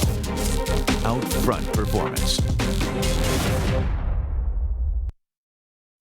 We're for guys who like to make things go faster, higher, farther. Guys who want to be the top tech, get the W, and stand on the podium. Teams want you. Riders need you. Because without you, the bike stays in the pit, and championships aren't won. Top motorcycle manufacturers help build MMI's programs so you can get the education you need to achieve success. That's why top teams hire MMI grads. We're for success, your success. Motorcycle Mechanics Institute. To learn more, visit mmitech.edu.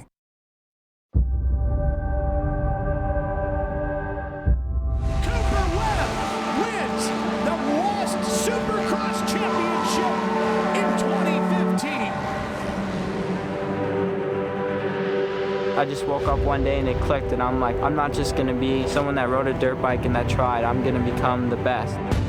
To be the best, it takes sacrifice, it takes a dream and a drive. Striving to be the best, it's super critical to have a strong team behind you and a strong motorcycle. Being the best is everything, you know, that's what you want. It's where you want to be. It all just comes down to how much passion you have for the sport. The bike is everything to be the best. Never give up, chase your dream, and if you work hard now and you sacrifice and you do what you're supposed to do, you can live the rest of your life as a champion. The Yamaha champion YZ450F and multi-champion YZ250F. Rainbow Studios. Are you ready for more? MX vs. ATV Supercross Encore.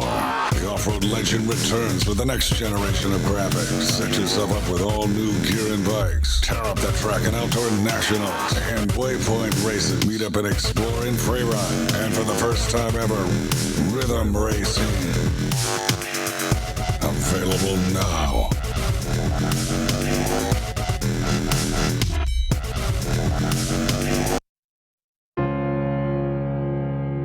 Your journey to work, to play, to see places you've never seen before. It's not where you're riding, it's who you're riding with.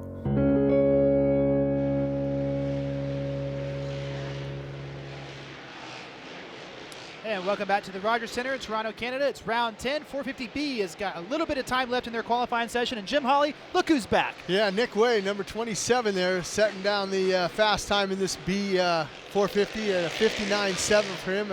Cade Clausen second with a minute, and Tony Archer with a minute 01 there. Yeah. So Devin Raper in that fourth position there. So good to see Nick Way back, and also Dustin Pipes we noticed, 95. Dustin sitting in 14th, so good to see Dustin Pipes and Nick Way back in action here in Supercross. You know, it's funny, some of these guys, when they say they're retiring, not really. Yeah. And he never really did use that word, I don't think. You know, he was just maybe retiring from full-time competition, but. Well, I think the opportunities, we're getting a chance now to see the time to qualifying for the first 450B. It's finished up, but I think that, yeah, I think if the opportunity didn't present itself, you know, if Brock Tickle didn't get hurt and then they pulled away, Dakota Tedder. Dakota Tedder's team, but they brought over Weimer to the Suzuki team. Now they had an opening over there, so hey, Nick, you want to ride? You know, musical why chairs. not? Yeah. There's Nick right there up and over the monster finish line. I mean, I think you're retired, but you're still riding. I mean, I talked to Josh Hill, and he said, yeah, I'm still riding. I still ride a couple of days a week. I just don't want to race, you know. And but with Nick Way, the opportunity presented itself, and glad to see him back up here in Toronto. Absolutely. And it was fun having Aaron Plessinger on the show. I really like that kid. And, you know, it's funny, I was telling some of the ladies in the office he was coming on, so they're all watching right now. He's pretty well liked by the ladies, but what a good career he's having, a good guy. You know, he doesn't look like he's feeling the best, though. I think he's still a little under the weather. And that's the hardest thing about it. And that's something you can't teach or deal with as a rider, you know, when you're sick. And, you know, he had to go out there last weekend in Daytona and perform. Tough. And, you know, he didn't get the podium that he wanted, but a good finish. And then, you know, it just goes into next week. Like you said, hey, what did you work on this week? Man, I really didn't ride that much this week. Yeah. He still got He worked on getting healthy. Yeah, so, you know, and these guys here, you got to remember that they got Detroit next weekend. Then they'll have a couple weeks off. Little break. They'll have Easter weekend off, and then we go back to Santa Clara, you know, April 2nd. And the West picks up there, and then we'll see these guys when we come back to Indianapolis. So I look for a lot of guys to, you know, that'll be kind of almost the halfway point for those guys. And when we come back to Indianapolis, a lot of guys will get a chance to work on a lot of different things. Right, and Indianapolis is our throwback event. That's going to be a lot of fun. We're going to have, you know, retro graphics, retro gear, maybe even a little bit of a retro track design. But it'll be a fun weekend right there, for sure. Think they'll go with the right-hand starting line? I don't know. But, you know, we have our, you know, the guys that make things happen for these riders, they're mechanics, and a great program put together by MMI. We were able to catch up with Plessinger's mechanic and for the MMI Top Tech Award. So let's check it out. Well, Billy Hartle, congratulations on the MMI AMSOIL Top Tech Award in Atlanta. $1,000 for you. Yeah, thank you very much. It was, you know, it takes a lot to get up here on the podium, and but it takes the whole team to get us there. And today was just turned out to be a wonderful day. What kind of signboards were you giving Aaron Plessinger? Because he did get a kind of a bad start. And he was coming through the pack. What do you write on the chalkboard? You know, I told him, I said he has to keep his head down. And he has some work to do, and he had plenty of laps to do it. So I just let him know that, and just making sure he knows if he's catching, you know, the next guy ahead of him, and just things like that. Now, you're a graduate of MMI. Did you go to Phoenix or were you in Orlando? Yeah, I went to Phoenix. I graduated in 2010. And how did it work out to become, you're working for the Star Racing Yamalu team here? Yeah, actually, a buddy of mine was riding for I'm from Pennsylvania. He was riding for a local pro team in Pennsylvania, and they happened to be looking for a mechanic. And I gave him my resume, and because of the fact that I was at MMI, they gave me a shot. And then I met Alex Martin there, and I came up with him, and these guys hired me a couple years ago. What do you do with $1,000? Oh, I don't know. Go buy some dinner maybe for everybody. Yeah, you got to buy pizza this week at the shop. That's right. All right, man. Well, congratulations on the Top Tech Award from MMI and AMSOIL, $1,000. Billy Hartle. I appreciate it. Thank you very much. Those guys are always pretty happy to get that $1,000, Jim. It is, and I mean, you know, I can't thank, you know, AMSOIL and MMI, you know, for giving that. Like you said, these guys really look forward to it. They're you know, they're happy. Like you said, they go back to the shop. But, you know, a lot of guys, you know, they can use some extra tools or whatever. So that money comes in handy for these guys. And it's a nice bonus for these guys because those mechanics are hard-working guys. Those bikes come completely apart, and they rebuild them, and you know, they have just as much travel as we do and the riders to get here, but now they got a motorcycle to prepare. Right. Speaking of travel, I think you caught up with the Monster Energy Kawasaki squad on the Toyota Tailgate Talk and got a little bit of information about what it's like for them being on the road. Let's go check that out.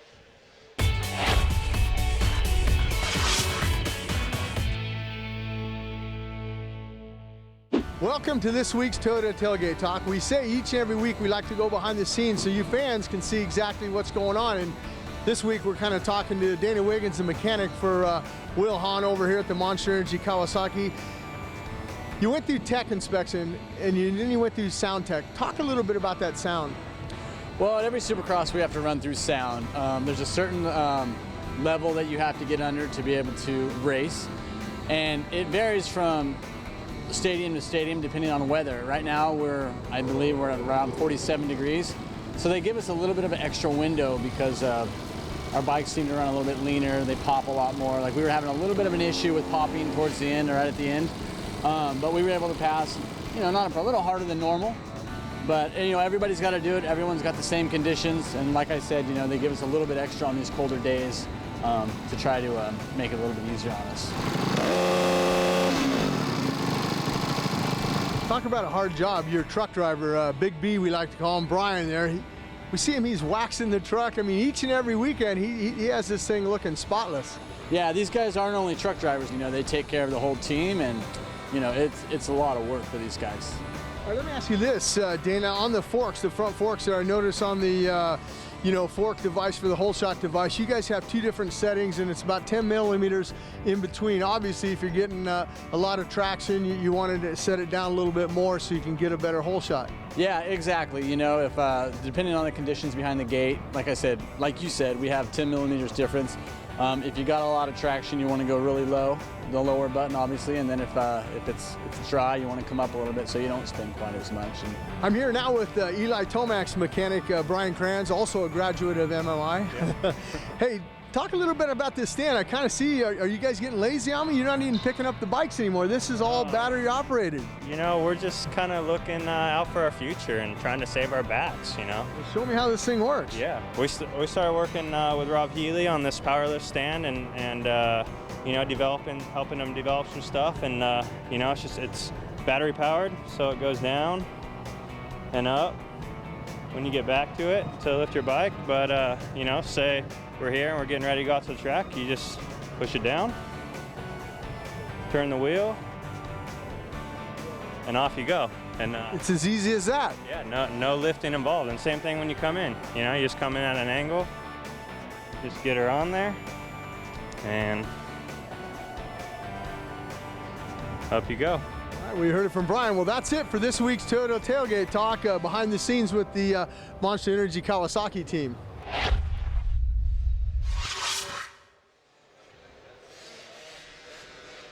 And that was this week's Toyota Tailgate Talk. But coming to join us to the set right now is 1991 World Mountain Bike Champion, Eli Tomac's dad, John Tomac. Welcome to Race Day Live, man. Thanks, guys. I just call him the General. Yeah. That's his nickname, the General. Good to have you on, John. Thanks for having me. So you're still working with Eli a lot right now. Do you have one of those cool stands like that at home? Not at home, no. The guys have them all hogged up in the shop, I guess, down in California. So maybe we'll get one there. I can make a phone call to Rob Healy and tell him to make sure he sends you out one down to Colorado there for you. Right on. So you guys got a big win last weekend. That had to feel good. You know, it's been a little bit of a struggle this year for Eli. How did you keep his head up and keep his focus so eventually he was going to punch through and win one, and he got the job done last weekend? Yeah, it's a process, and we were really short on prep time this year coming in, and we switched bikes. The prep time was mostly Eli getting his shoulders into the right condition before he could even ride. He didn't really get on the bike until almost 1st of November. And then you have to ride and kind of build up a base. That's before you even start riding Supercross. And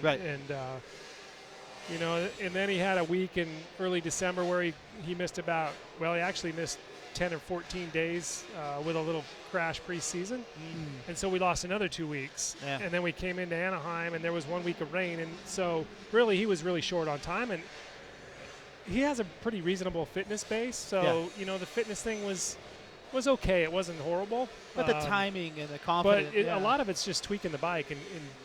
And the harder you ride, the more your bike kind of evolves into the race setting. And even at Anaheim 1, you can see a lot of times the guys don't really have their race set for 2, 3, 4 weeks. It takes you to develop kind of where you really want the bike when you're really riding it at that top level. And the field is deep and it's tough, and if you don't get a start, it's just a lot of those things make it difficult to start the season, and that's why those first 4 or 5 races are so important. I mean, if you hole shot, it's easy to win the first couple, 3, 4 races. If you get a bad start in the first 3, 4 races, the field's deep. Yeah. Your bike maybe isn't perfect. Yeah. There's just a lot of things there, and it's easy to go like 5, 6, 7, and all of a sudden you're like, what did I do? I'm 18 points behind. Right. And that's just really being dialed coming into the season. That you need that to really, stay in the hunt at the first part of the season. It's interesting. Byron Friday rents a house from me, and I always talk to him each and every weekend. And, I said, man, it looks like Eli's still, he says, don't worry, John's got a plan for him. They want to take it easy and bring him up. And like you said, with the bike, each and every week, you're still developing. But are you still developing now, or is he happy with it now? No, we're still working on it. And he's getting stronger each week too. And as you get stronger, you ride faster, you ride a little different, and the bike has to keep changing with him. So it's almost like a little a little game where you're taking a step and then you take another step with the bike and then the body and then the bike, and everything has to kind of, you know, it's starting to plateau up to where it's getting pretty good. But I mean, when you want to go to the top, you know, it gets, you got to have your ducks in a row up there if you want to be on top of this podium. It's, you know, it's tough. Yeah. Let me ask you this. You got Detroit next weekend, then you got a weekend off for Easter. At that point there, we start doing a little outdoor testing? Because I know you said, you know, the start of Supercross a little bit behind the ball. I mean, when do you start testing for outdoors? About the break time, yeah. We'll start, Eli will start riding some motocross probably during that break a little bit. You know, the older these guys get, when they get to be 23, 24, you know, they have a good base. So it doesn't take a long time to get to a reasonable condition, really, on the bike. But you still have to, especially for motocross, you still got to, you know, do your homework, pound your laps, and do the training. Well, right behind us, we got the KTM Junior Supercross Challenge. I know Eli Tomac. Yep. He came through this same program, and that's what the basis is. I mean, a lot of guys, you know, Will Hahn, Mike Alessi, all the guys have come through this, and they get an opportunity. And how cool is it, you know, back when Eli did it? I mean, nowadays, these guys are like factory stars. I mean, they get GoPro cameras, they get goggles, gear, everything, and they sign autographs. But, you know, how instrumental was it in Eli's, you know, career coming through this program here? It was, you know, it was really fun for those guys. They were 7 or 8 years old. It kind of shows them the big stage in a way, but then you're still so far removed from that, I mean, these guys are 10 years away from being professionals. There's so much work to do between a 7-year-old and a 17, and I've always been really patient with Eli. Even now, I try to be patient and take our time and let things develop. I mean, it took Eli, he had pretty immediate Supercross success in the lights class, but it took him 4 years to win a motocross title. And, you know, we didn't give up. We kept progressing, and eventually he got it, you know, and now he's really solid, and I don't have a problem with him taking a few years to develop into this 450 class. I mean, it's a deep, tough class, and the guys he's riding against are great riders also. And yeah. Well, something that comes to my mind, you talk about the outdoors, is Hangtown. When he first made his debut in the 250 class, he went out and he dominated, man. I mean, that you had to have been excited about that. Yeah, he won his first national, and then the next week he was winning. He about won the first moto in Texas. I think he was second. Then he overheated in the second moto, and he didn't make a comeback from that for, you know, he didn't really do that well the rest of that year. And then it took him another couple of years to really physically develop into a really solid outdoor rider. Right. Well, he's developed into a good Supercross rider, obviously. He just won the Daytona Supercross. He's 20 points out of second place in the standings, and when we interviewed him today, he was like, look, that's kind of my goal to finish this thing out. Dungey's too far gone, but I know I can get to second. And how is his confidence? Did it flip the trigger when he got that victory? Does he feel better? Is he going to back that thing up with the podium? He should be able to. You know, that does a lot for your confidence in your belief in what you can do. So hopefully from here on out, he's more of a weekly podium guy. Yeah, and better starts. Yeah, starts are so critical. Yeah. And it depends week to week how the gate's set up. And, you know, there's a lot that happens in the first 3 turns. You know, I've seen him go from 8th to 2nd. I've seen him go from 2nd to 6th. And people like to say the start, but really coming around about halfway through the first lap is kind of the end of the start. Yeah. And you got to put all that together. Yeah, and it's so hard too, because I mean, if you get a third place start or whatever, you're trying to make a pass, you got to remember that the field's so bunched up. You got a guy that can come underneath you and knife you out, and then like you said, now I just went from 3rd all the way back down to 6th, and you just that first lap. And I know, you know, from Jimmy Dakotas, he had that problem. He would get the whole shot, and then I asked him what happened the next, you know, that first lap. He goes, man, they just ate me up. I can't. I'm running 8th after the first lap, and I go, that first lap is so key that a lot of people don't realize it. They always say like, oh, you got to get the start, but you got to complete that first lap, and after the first lap, if you're in a good position, then now, okay, let's regroup and let's go. We got 19 more laps to go. Yeah, and it's really, really important to be probably top 3 or 4, you know, at the end of the first lap. You have a chance to win at that point. I think even the best guys these days, if they're 6th or worse, depending on who's in front of them and who's at the very front of the pack, they could be gone. You know, you can lose 8 seconds in 2 laps. Yeah. And you're not, it doesn't matter who you are, you're not pulling that back these days under normal conditions. I know you're still riding your mountain bike and things like that. You doing any downhill? I know you and Greg Harbaugh at Mammoth, the Kamikaze, you guys competed a lot down there. You ever talk to Greg or Byron and stuff once in a while? Yeah, I still talk to quite a bit of my mountain bike friends. Still ride with some of them, and I still ride a fair amount. Train with Eli maybe once a week if I can fit it in. Yeah, so. or if you can keep up with him, right? Yeah, he's faster strong, than me. Well, not on the downhill. Right. He's like, I got too much to lose. Yeah, no, don't tell me. Hey, I can pull the trigger down the downhill still, but those uphills. But what about riding a motorcycle? You and him ever go out and just do a little trail riding and when stuff? I retired from racing in 2000, I rode a bunch of motocross right after that. Eli was on a 50 still, and I went and rode Loretta's with him and rode Mammoth motocross quite a few times. So, and then about 3-4 years ago, I kind of hung it up. At least for now. I might get back on it, but I'm kind of done for now, I guess. Well, and we appreciate you coming on Race Day Live. We know you got a lot to do, and we appreciate your time coming up, and want to wish you the best of luck to Eli tonight. And, it would be nice to back it up with another win, that's for sure. Yeah, we'll see. Yeah, congratulations, man. Thanks. We're going to take a few words from our sponsors. We'll be right back.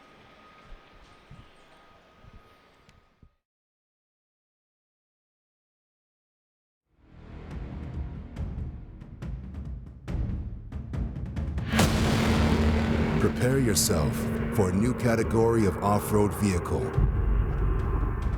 Because everything you thought you knew about the world of sports side-by-sides is about to be redefined.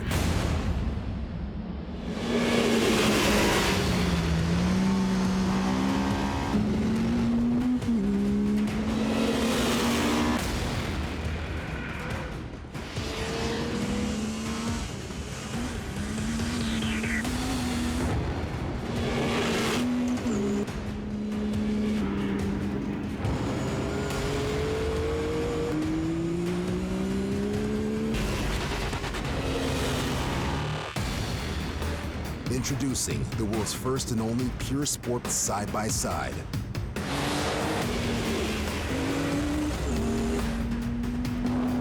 The all-new YXZ 1000R from Yamaha.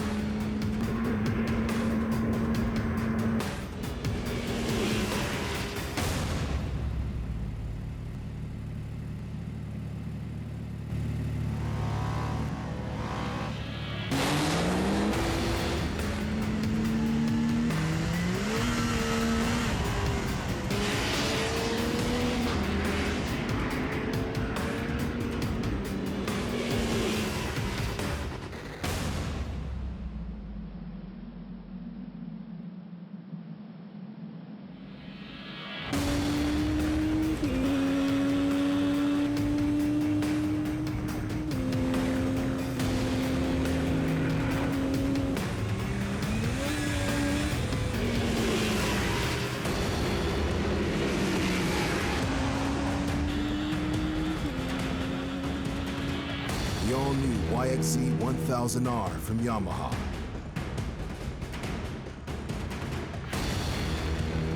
The world of off-road sports side-by-sides has shifted forever.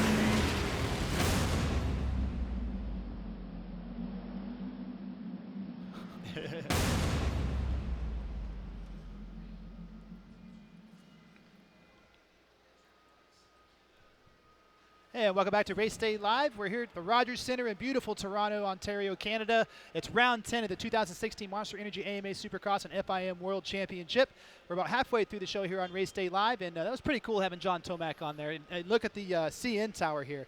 You want to go have dinner up there, Jim? I've actually been up there. A buddy of mine from Guatemala, Hochi, came up a few years back, and we got a chance to go up there, and I spent all Sunday afternoon with him just touring around. Went to the hockey museum here. We went to Gretzky's bars, and now we're on the big screen here in the Toronto and the Rogers Center there. But it's just an amazing place, you know, the CN Tower there. Yeah, it's cool. I love this city. There's a lot of things to do. There's a lot of nightlife. There's restaurants, live music. It's been cool. Everybody's been really friendly and stuff.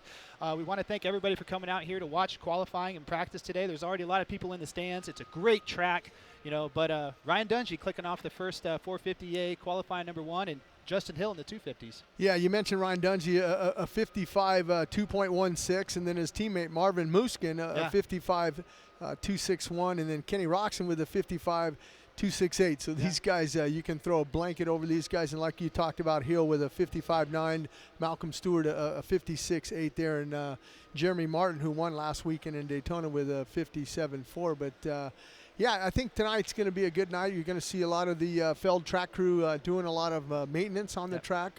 It's just they want to make sure the track's in perfect condition for these guys. But in years past, I think the soil's a lot more drier than we've seen, so I think it's going to be a great night of racing. I do too, and I think it's going to be a great night of racing for a guy we've been talking about quite a bit on this show for the last few weeks, the number 25. Yeah, back-to-back podiums for him. He had that second. He had almost his first win in Atlanta, but he got a second there, and he backed it up last weekend with a third, and maybe here tonight in Toronto, maybe he can get his first win of his 450 career. Right, absolutely. And Jim was down there on the track walk to talk to Marvin Musquin. Here's what they had to say. You know, we are in Canada. We are in Toronto, though. The French side is Montreal, but I'm with Marvin Musquin. Bonjour, right? Oui, bonjour, monsieur. Oh, nice. Man, I like you, man. Keep talking like that, buddy. Hey, Andy and I, we were talking. I kind of think this could be your night tonight. I think that the track, it's ruddy, it's nasty. You're a good technical rider. What are you thinking? Well, yeah, I mean, I felt pretty good, obviously, being 2 weekends in a row on the podium, getting a second and a third Atlanta Daytona, so it has to feel good, obviously. So I definitely want to keep going, and this track, it's a really long track. We have big whoops, 2 sets of whoops, and really technical rhythms. It's going to be a really nice racetrack, so I'm excited. The dirt looks really good right now. We'll see how the track is gonna change, through practice and tonight. Maybe we'll be able to jump the whoops, for example. So we'll see. There's some rocks on top of the dirt right now. So we'll see. It's hard right now to say and to think about how it's gonna be. It looks a little drier than in years past. We don't have the snow that we had in years past out there, and just kind of walking the track, it seems like it's a little bit more firmer. Yeah, probably. Last time I raced here was in 2013 on the East Coast 250. So, and it was a little bit dry. So I think it's going to be. They put a lot of water on the track, I feel like. So, but it might get dry underneath and get a little bit slick. And like I said, with the rocks mixed with the dirt, it might be a tough track. But it's going to be the same for everybody. And. But definitely excited to get back out there and make the team proud again. So we heard from Marvin there. Well, and you got to remember that he's already got a win under his belt here back in 2013 in that 250 class. So he likes his soil. He knows how to win here. So maybe tonight is I like to call it maybe a magical night for Marvin Musquin here to get that win. Well, he's off to a good start. He qualified well, and he's hungry. He wanted that win in Atlanta really, really bad. He was almost in tears after that thing. It was just, but hey, it's tough to win at Monster Energy Supercross. They don't hand away victories, especially when Ryan Dungey's on the track. But another guy that knows about being tough, that's been through a lot in his career, the number 41, Trey Canard. Yeah, Trey, he's one of those guys that, he's in a contract. His contract's up with Honda now, and he's going to have to start getting some wins. He's had a rough start to the season already, and, we'll see if he can get a win coming up here. And, he's a guy that could possibly win here tonight in Toronto also. They were at the top of the leaderboard there for a while, him and his teammate Cole Seeley. But Trey's in a good mood. We were having some fun down there. Him and Justin Brayton were jumping in and out of the shots. But I was able to talk to Trey as he was looking on the starting line. Here's what Trey Canard had to say about tonight. Say we're halfway through the season. You got 8 races to go. You had a little bit of bad luck in the first half, but you can really turn it around and get some momentum going and finish this thing strong. Yeah, and absolutely that's the goal. We want to make sure and end on a high note and definitely turn around from what we started with, and that's definitely the goal from here on out. Cool. Well, the tracks on the East Coast maybe fit your style a little bit better with the ruts and the softer dirt. Is that the fact? Are you looking forward to being over here on the East Coast and this looser dirt and more ruts? Yeah, it definitely lends to our bike a lot better, I think. So I am looking forward to having a little more give to the dirt and just kind of a little bit of a fresh kind of outlook on a new part of the season. How's your body? Is everything good? You're 100%? You've been spending a lot of time on the practice tracks and getting your full 20 lap motos in and stuff? Yeah, no, it's definitely harder the longer you go in this season, but we're working and doing the best we can each day, and that's really all I can ask for. So I'm healthy and ready to give it a shot tonight. Well, speaking of tonight, I saw you studying the starting line here. It's a little bit of a shorter start with a pretty tight left. Where you want to line up here? I don't know. It's hard to say. The one thing we look at is how tight this berm is right behind us, and a big part of that's finding the good rut. So I just want to qualify good and make sure you have that choice. Well, you haven't won yet this year, but you won last year. Eli Tomac won last week, and we talk about confidence. How much do you want to get that first win of this season and get some things rolling? Absolutely. I mean, it's I don't want to sound arrogant or anything like that. It's difficult to go out and get 10th, 6th, then when you feel like you can win. So, I'd love to finish that little checklist and get the ball rolling a little bit. Well, you can do it tonight at round 10 here in the Rogers Center in Toronto. Good luck. Thank you.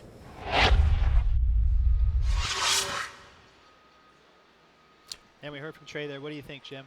Yeah, I mean, it's just one of those things where, he definitely doesn't want to be where he's sitting at right now, 11th in the points. He's only got one podium, I believe, and that was in Anaheim the second time we were there. And then after that, he had a couple of, races that he missed. So, I mean, with that being said, yeah, the second half that's getting ready to start here, he needs to start putting together some podiums and some wins. And, Honda winless here in 2016. Like you mentioned earlier in the show, it's a contract here for Trey, and nothing like getting a victory in Monster Energy Supercross to help you with your contract negotiations. Yeah, a couple of them anyhow. Yeah. Trey needs to get going. He can get going. He has the speed. He has the talent. He's won throughout his career. You might want to keep your eye on number 41 here tonight. But another guy, it's been a while since he's been on the podium in the 250 class. Troy Lee Designs Red Bull KTM's Justin Hill. He's been fast. He was fast in Daytona, almost won that thing, and got a little bit of pep in his step, a little chip on his shoulder. We were able to talk to Justin. Well, I'm here with Justin Hill. Great ride for you last week in Daytona. Second. It's been a while since we've seen you on that podium. Yeah, it's been too long, in my opinion. Had some bad things last year. But we're ready to rock and roll. We had a good off season, and I'm feeling healthy and feeling confident on the bike. Like I can do no wrong, and that's what you want to feel. Let me ask you this. A couple weeks ago in Atlanta, I was watching you at the start of the series there, and I'm going, man, what's going on with his starts? And even last week, struggling a little bit with those starts. What do you think about the start here in Toronto? I've been working on my starts all day, every day. That's what I've been trying to fix. Daytona, I had a good one, and then I just kind of ran into some people in the first corner and set me back, So, but it's just the experience of getting the start, being in there to dice it up, And I need to keep doing what I'm doing so I can mix it up and be more used to going for the gap, So we're getting better at it though. You had a chance we're on track walk here in Toronto. You had a chance to walk the track a little bit. It looks great right now, but it's going to break down. It's going to get soft. It's going to get ruddy. Are you looking to that when you're walking the track going, hey, this could be a problem where we're going to get a lot of ruts?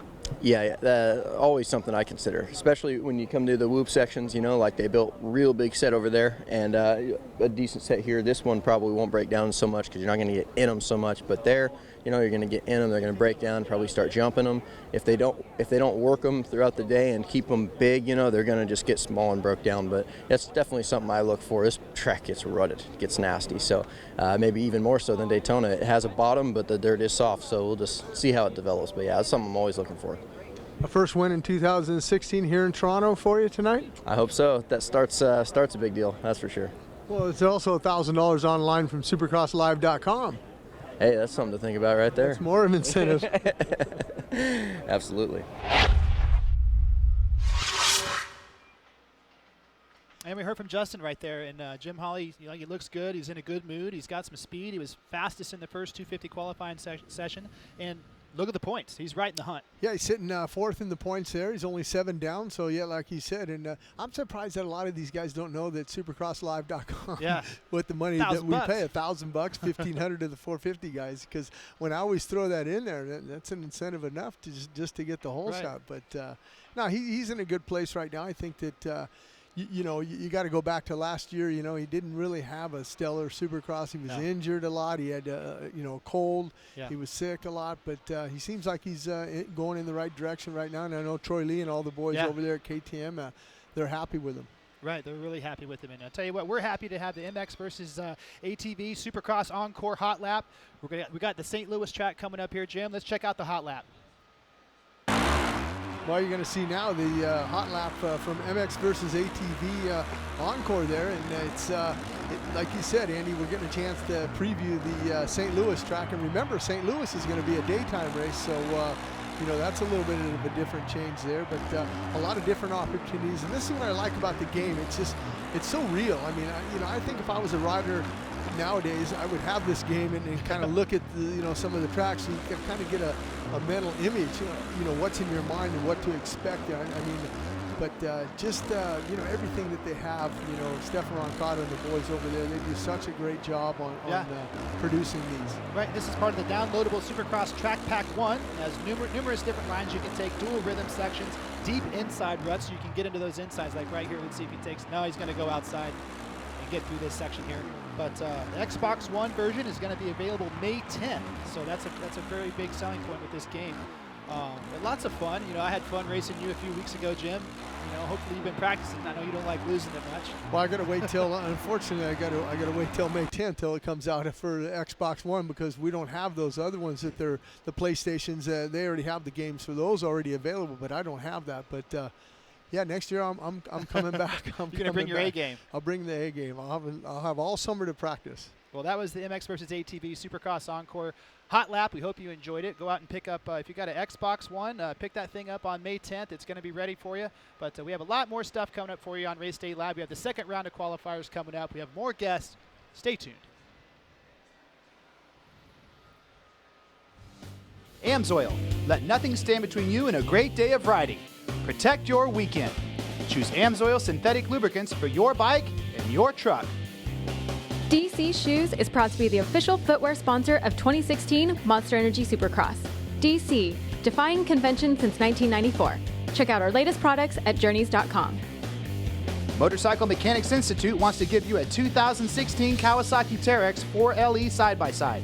Go to www.winthatride.com to enter for your chance to win. Oakley is proud to be the official eyewear sponsor of Monster Energy Supercross. Follow us at Oakley Motorsports and at Oakley on Instagram and Twitter.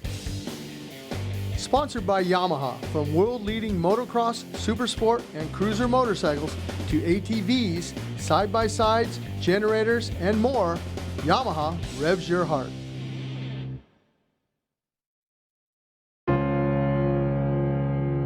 Your journey to work, to play, to see places you've never seen before. It's not where you're riding, it's who you're riding with.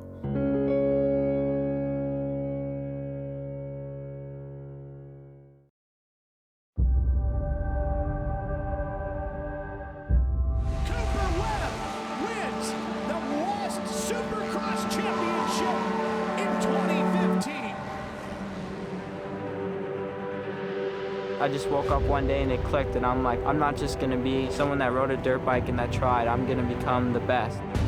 To be the best, it takes sacrifice, it takes a dream and a drive. Striving to be the best, it's super critical to have a strong team behind you and a strong motorcycle. Being the best is everything, that's what you want. It's where you want to be. It all just comes down to how much passion you have for the sport. Bike is everything to be the best. Never give up, chase your dream, and if you work hard now and you sacrifice and you do what you're supposed to do, you can live the rest of your life as a champion. The Yamaha Champion YZ450F and multi-champion YZ250F. Rainbow Studios. Are you ready for more? MX versus ATV Supercross Encore. The off-road legend returns with the next generation of graphics. Set yourself up with all new gear and bikes. Tear up the track and outdoor nationals and waypoint races. Meet up and explore in Freeride. And for the first time ever, rhythm racing. Available now.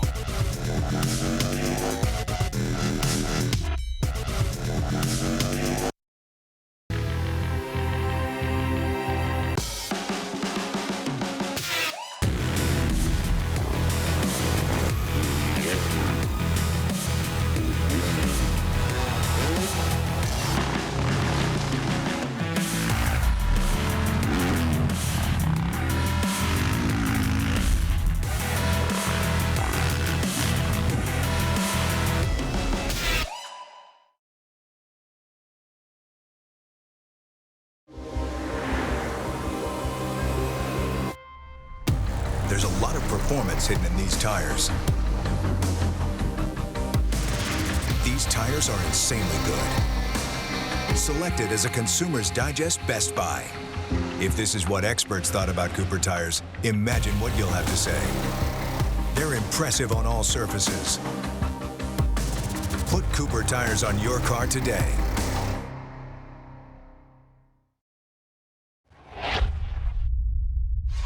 Hi, it's Ryan Musquin. You're watching Race Day Live.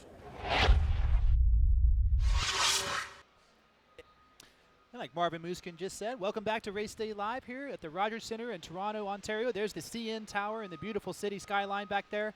We have a big night of racing coming up on FS1 tonight at 7 p.m. It's going to be good. The track's awesome, Jim.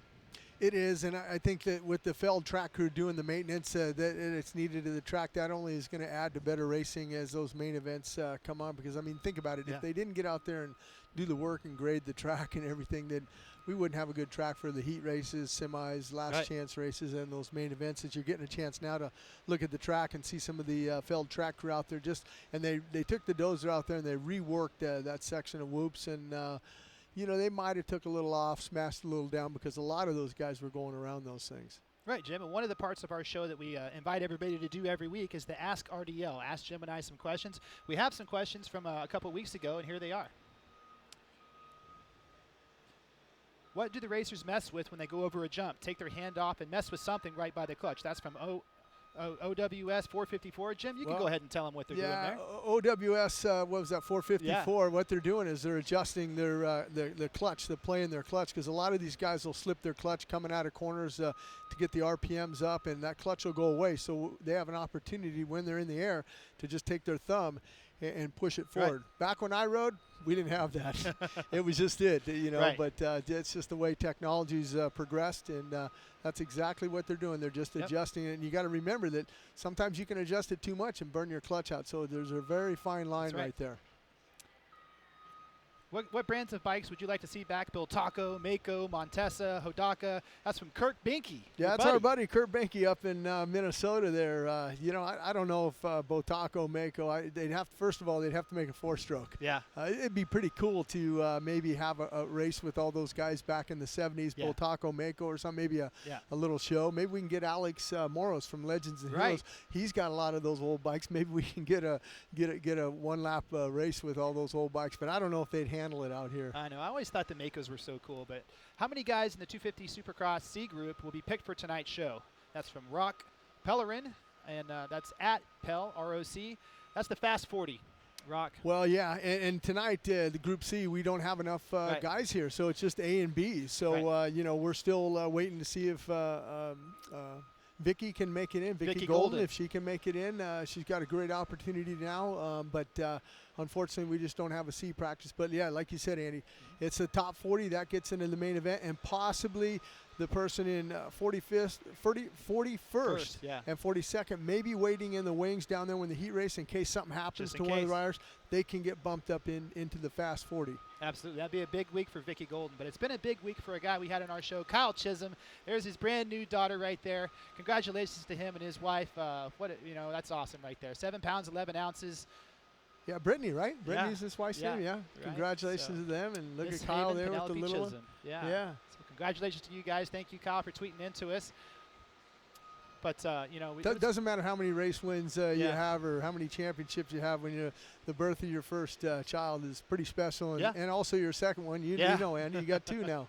That's right. And remember, Ask RDL, hashtag Ask RDL. Ask us any questions that you have about bikes, about racing, about the show, if you want to know how the show works or anything at all. You know, ask Jim and myself, and there's no dumb questions. There's only dumb answers. So we'll do good to do our part and try to answer those questions correctly. But that's going to be fun. You know, thank you. Hashtag Ask RDL. But you know, we have qualifying number 2 coming up. The 250As, the 450As. It was Justin Hill and Ryan Dungey so far.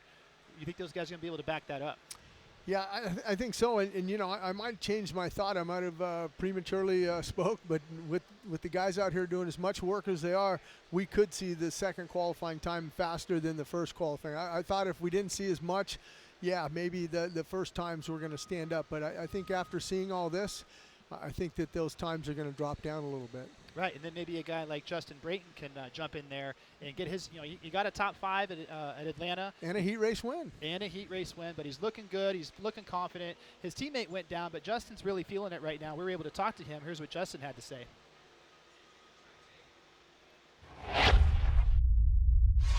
Jim Hawley, Race Day Live, presented by AMSO. Well, Justin Brayton, not a bad race for you last weekend, a 9th, but I got to go back to Atlanta, man. You had a 5th. You're running 8th in the points as we hear the sound test here in Toronto. Yeah, I've felt really good lately. Transitioned the family and I back to the East Coast, which, you know, a little more comfortable, sleeping in our own bed and being around family. But Atlanta was really good, heat race win, and I was on the board pretty much all day in practice. And you know how that goes. If you it all starts right now. You know, I believe when you wake up Saturday morning, you got to be ready to roll. So if you see your name in practice on the board or see your number, it gets the whole day rolling. And that's my plan here tonight in Toronto. Is my goal tonight is to win a heat race and be on the podium. So before Atlanta, me and my wife were talking about some goals on the drive down, and it's like, let's win a heat race and get a top 5, and we did that night. So in Daytona, typically is a really bad struggle for me. So honestly, that weekend was a solid top 10 and get out of there with some points, and we did. So looking forward to tonight. I've had some great races here in Toronto, and I'm going to put the 10 up front. Let me ask you this, with qualifying in Toronto with the track, you know, it's pretty soft and ruddy. Are you the type of guy that likes to go out right away as soon as you get that green flag, go out for that qualifying and lay down some good lap times? I typically always start practice like it's a race and try to do 4 or 5 laps and string together some. You know, some guys are quite different, where early in my career I would just search for that one good lap, and sometimes when you don't get it, it's frustrating. So I try and string together some at the beginning and kind of see where I'm at. If I'm, you know, top 5, cool. If I'm not, then throw down a few more and try and get the number 10 on the board, which is top 5. Little update on your teammates. Davey Millsaps, having a problem last weekend in Daytona. Andrew Short the weekend before that. Update on those guys. How are they doing? Yeah, I haven't spoke to Andrew. It's just been through text. It seems like he's getting better and better. I don't know exactly the prognosis. I want to say he's going to be going to see a specialist here soon. And then as far as Davey, he drove back from Florida to California this week. He may still be driving, actually. And I think that he's going to be back at Santa Clara. So maybe not quite as bad as initially thought, which is good. So maybe the Easter break will help out a lot that weekend off and see him back at Santa Clara.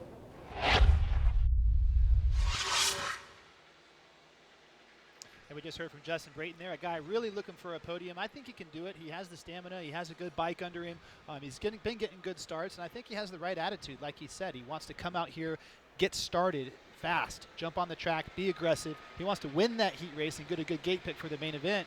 I think we could see that BTO Sports KTM on the podium. I think the number 10 can do it. Well, he's one of those guys where, you know, if he's not on the Monster Energy leaderboard during practice, that really doesn't bother him. You know, right. He's more of a racer guy. He doesn't get too rattled if he doesn't have a good time or whatever. He knows, hey, you know what, that's just practice and qualifying and things like that. Race time is race time, and hopefully he can get a podium tonight, like you said. Right. Well, there's a guy in the 450 class looking for a podium. We'll transition to the guy that's looking for a win in the 250 class. He's come close twice this year. That's Malcolm Stewart.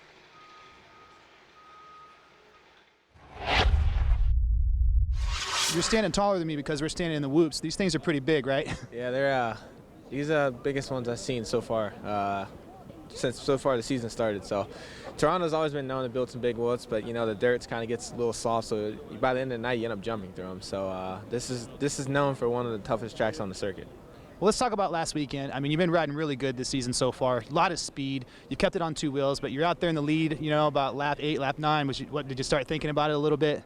Yeah, no, it's been over a year since I led some laps, and I think just kind of, you know, it's one of those things where, you know, when you got a guy breathing down your neck the whole time, it's a lot of pressure, and I felt that actually, if anything, I could take nothing but positive out of that race, just because I proved to myself that I can, you know, hold some pressure. You know, I could have crashed and went, you know, or threw the race away worse than what it was. So I think leaving out at 4th wasn't too bad. But yeah, of course, you know, anytime you're leading that long and then you get past, you know, with 3 laps to go, yeah, it's a little devastating. But I'm here. It's a new weekend, so I'm here to get some revenge. So show these boys that they can't just pass me like that. So we'll see for tonight. Well, you're right there in the points too. You know, you got here, we got Detroit, and then you take a little break, but you can really pounce right now, take that confidence in leading those laps and get a win tonight. So you got to be really looking to get a win here in Toronto. Oh yeah, no, definitely. No, I never actually podiumed here before, so I think getting a win on here and hopefully take over the points lead, that would be awesome for me. So, you know, everybody knows the same thing. You can talk the talk, but you got to put it out there. So we'll see what we can do. Good luck, Malcolm. Thank you.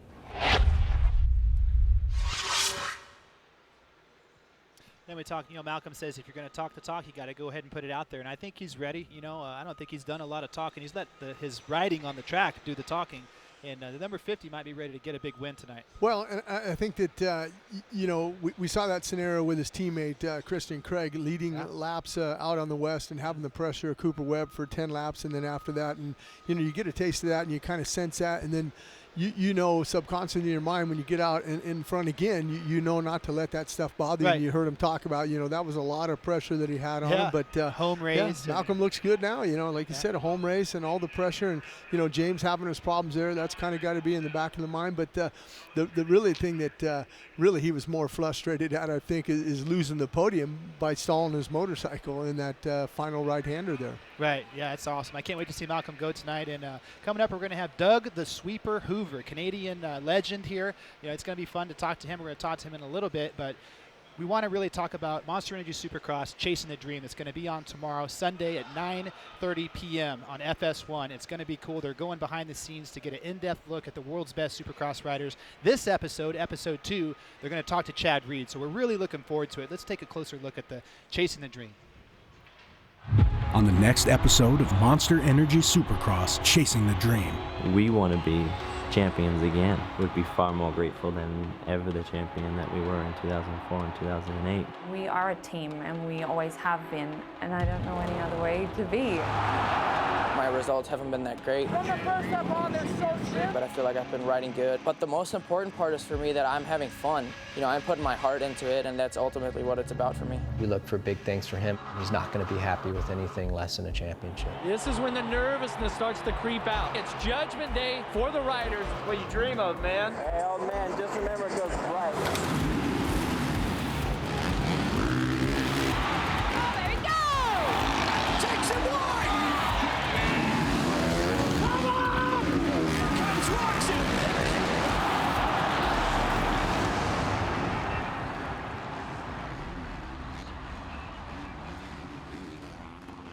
Are you kidding me?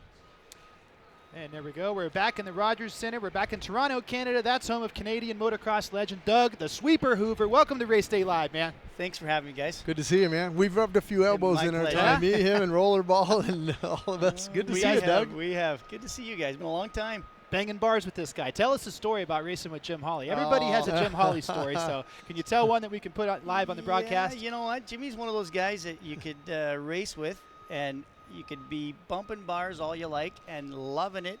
And then even it gets a little nasty when you're done. Shake his hand, and he's smiling like he is right now. Yeah. he's just laughing. So you never come out with a bad taste. It's always giggling. So awesome. That's one good thing about Jimmy. Always smiling, and that's the way it should be. I agree. I agree. So how's everything going? Tell us what you're up to now, and bring us up to speed with your life. Yeah. No, we're actually in the trucking business now. We've been doing that for years with my brother and my father, and things are good, busy. Had a bike pretty much the whole time since I quit. Just sold it last year.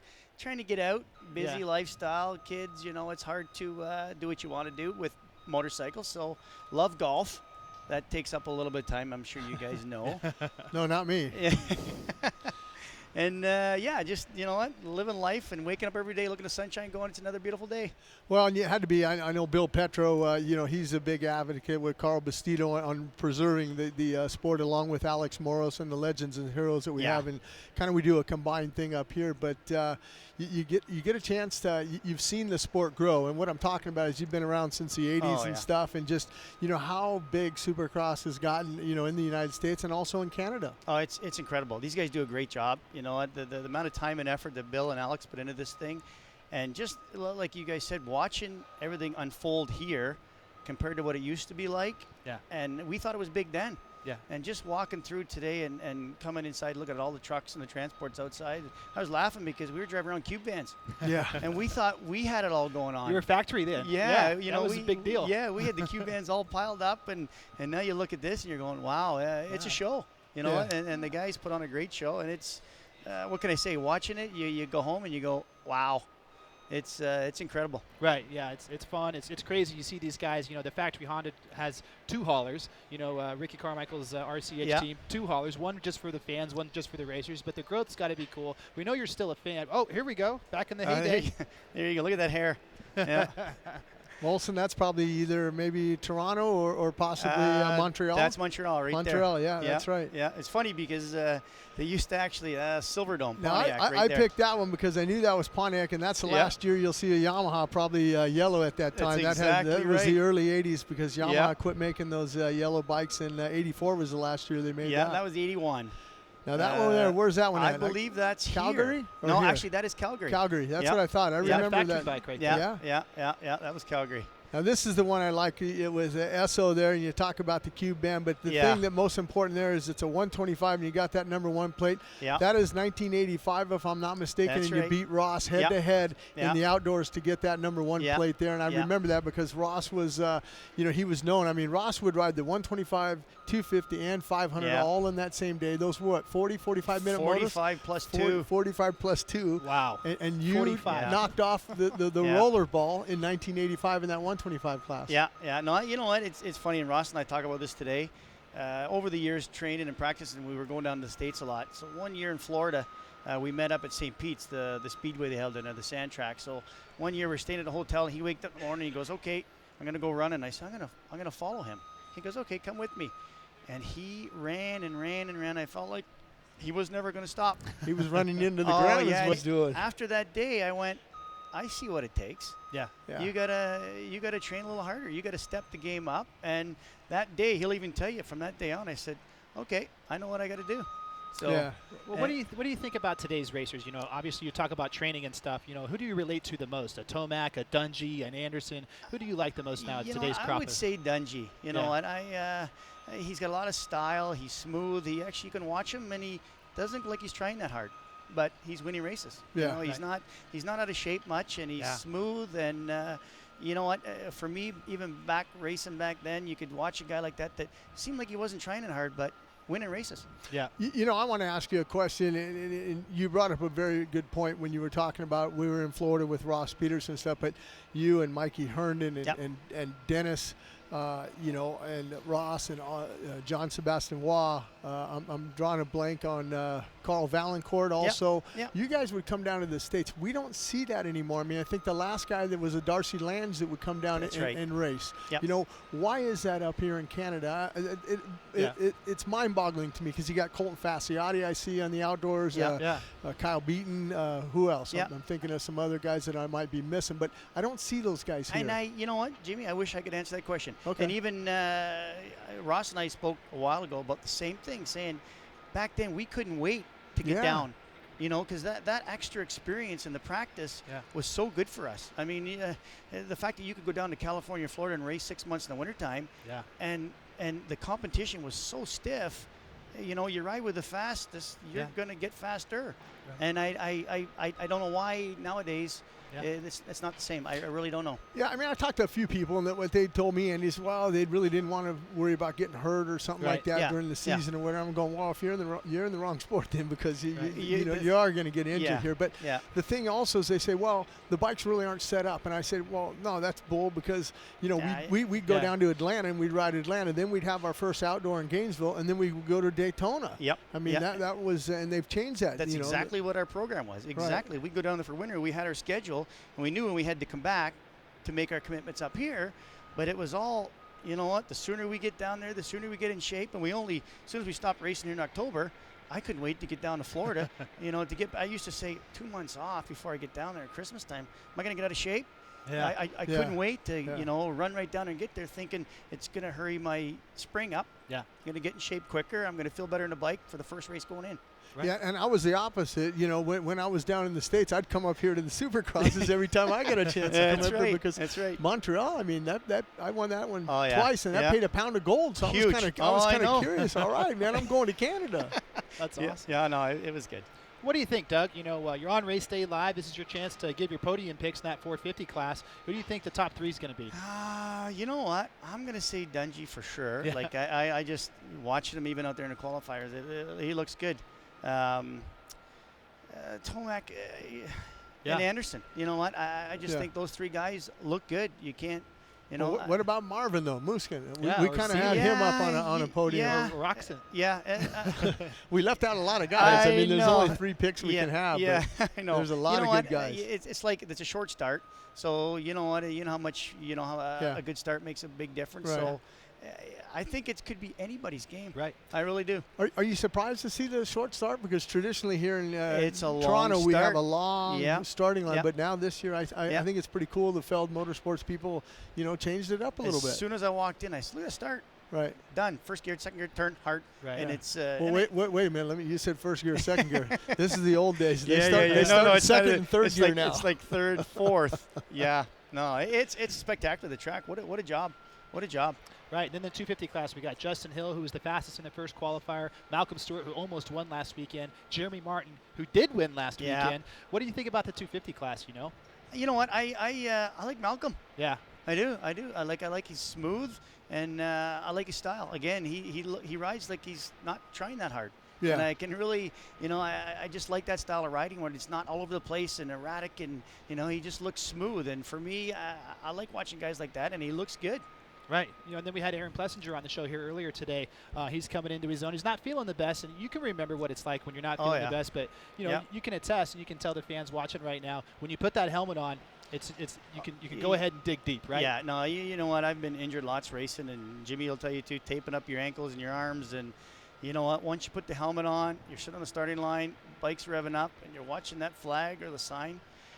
The adrenaline kicks in, and you'd be surprised what you can do. Like, you'd be surprised when you're done the race and you pull your boot off or you stand up and you go, wow, now it hurts. Yeah. But that whole time, it didn't hurt. Right, and the next day it hurts even more. Yeah, a lot of pain then. Something else, though, that you've got a chance to see that we didn't have back then is the Asterix Mobile Medical Unit. We have Dr. John Bogner and Eddie Casillas and all those guys. These guys have a relationship with these doctors, when they get hurt. I think that's a positive step. Incredible. That itself is how far the sport has gone, and watching it when I was doing it, it's incredible. It really is. Just the way you watch it and how it's all programmed, and it's so organized. Organized.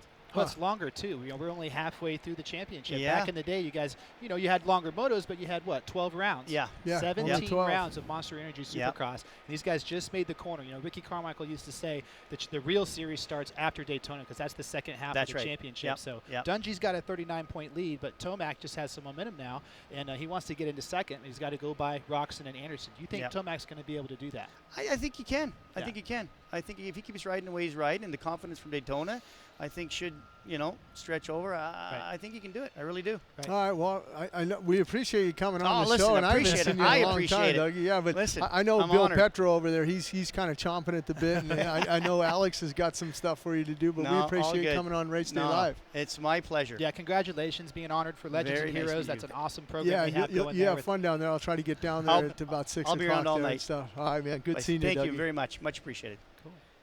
Well, we've been talking about the whoops all night long and all day long, and we're going to talk about it all night long. But the whoops are one of the most technical parts of a Supercross track. You know, the science of the whoops is what, you know, that's what we're going to look at. The science of Supercross. This is how you get through a whoop section, a big one like we have here tonight in Toronto.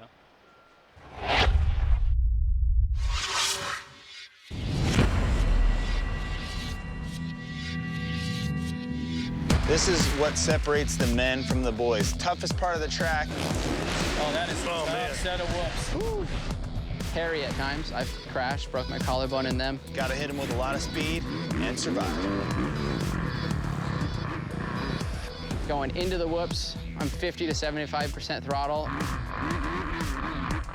Let the bike get in the whoops, settle a little bit, and then as you start going through the whoops, you try and maintain the speed, and then you can pour on the throttle. Third gear, 9 times out of 10. If you have a little bit bigger whoops and maybe a little more run, we'll go to 4th gear. You always want to be on the balls of your feet. I always have my finger on the clutch just in case I need to react, maybe get a little more traction, or if the bike gets out sideways, I can correct it a little bit with the clutch. A lot of guys squeeze the bike with their knees, kind of gives you some control. Elbows out, arms strong, shoulders strong, core over the center of the bike, giving yourself some space between the seat and your butt so you don't get kicked is what we call it when you hit the whoops. Other than the shock through your body, basically, the bike you want to stay completely flat. Bike setup-wise, huge with suspension. The suspension, the rear wheel moves very slowly because the quicker or faster it moves, the more squirrely you're gonna get and more chance you're gonna probably go over the handlebars. And the front, fairly stiff, so if you were to miss one of the whoops by accident, it's not gonna collapse and throw you over the bars. And as long as you can stay on the top of the whoops, that's when you're in a safe spot. What you would like to happen is your front wheel to hit the fronts of all the whoops. If you go over, then the back kicks, and then all of a sudden you're in trouble. It does look pretty violent because the bike's shaking around. But when you watch a horse race and you see the jockey's really stable, but the horse is doing all the moving around, it's the same thing with the dirt bike through the set of whoops. If you're riding the whoops and you look like a bull rider, then you're never gonna last 20 laps anyway.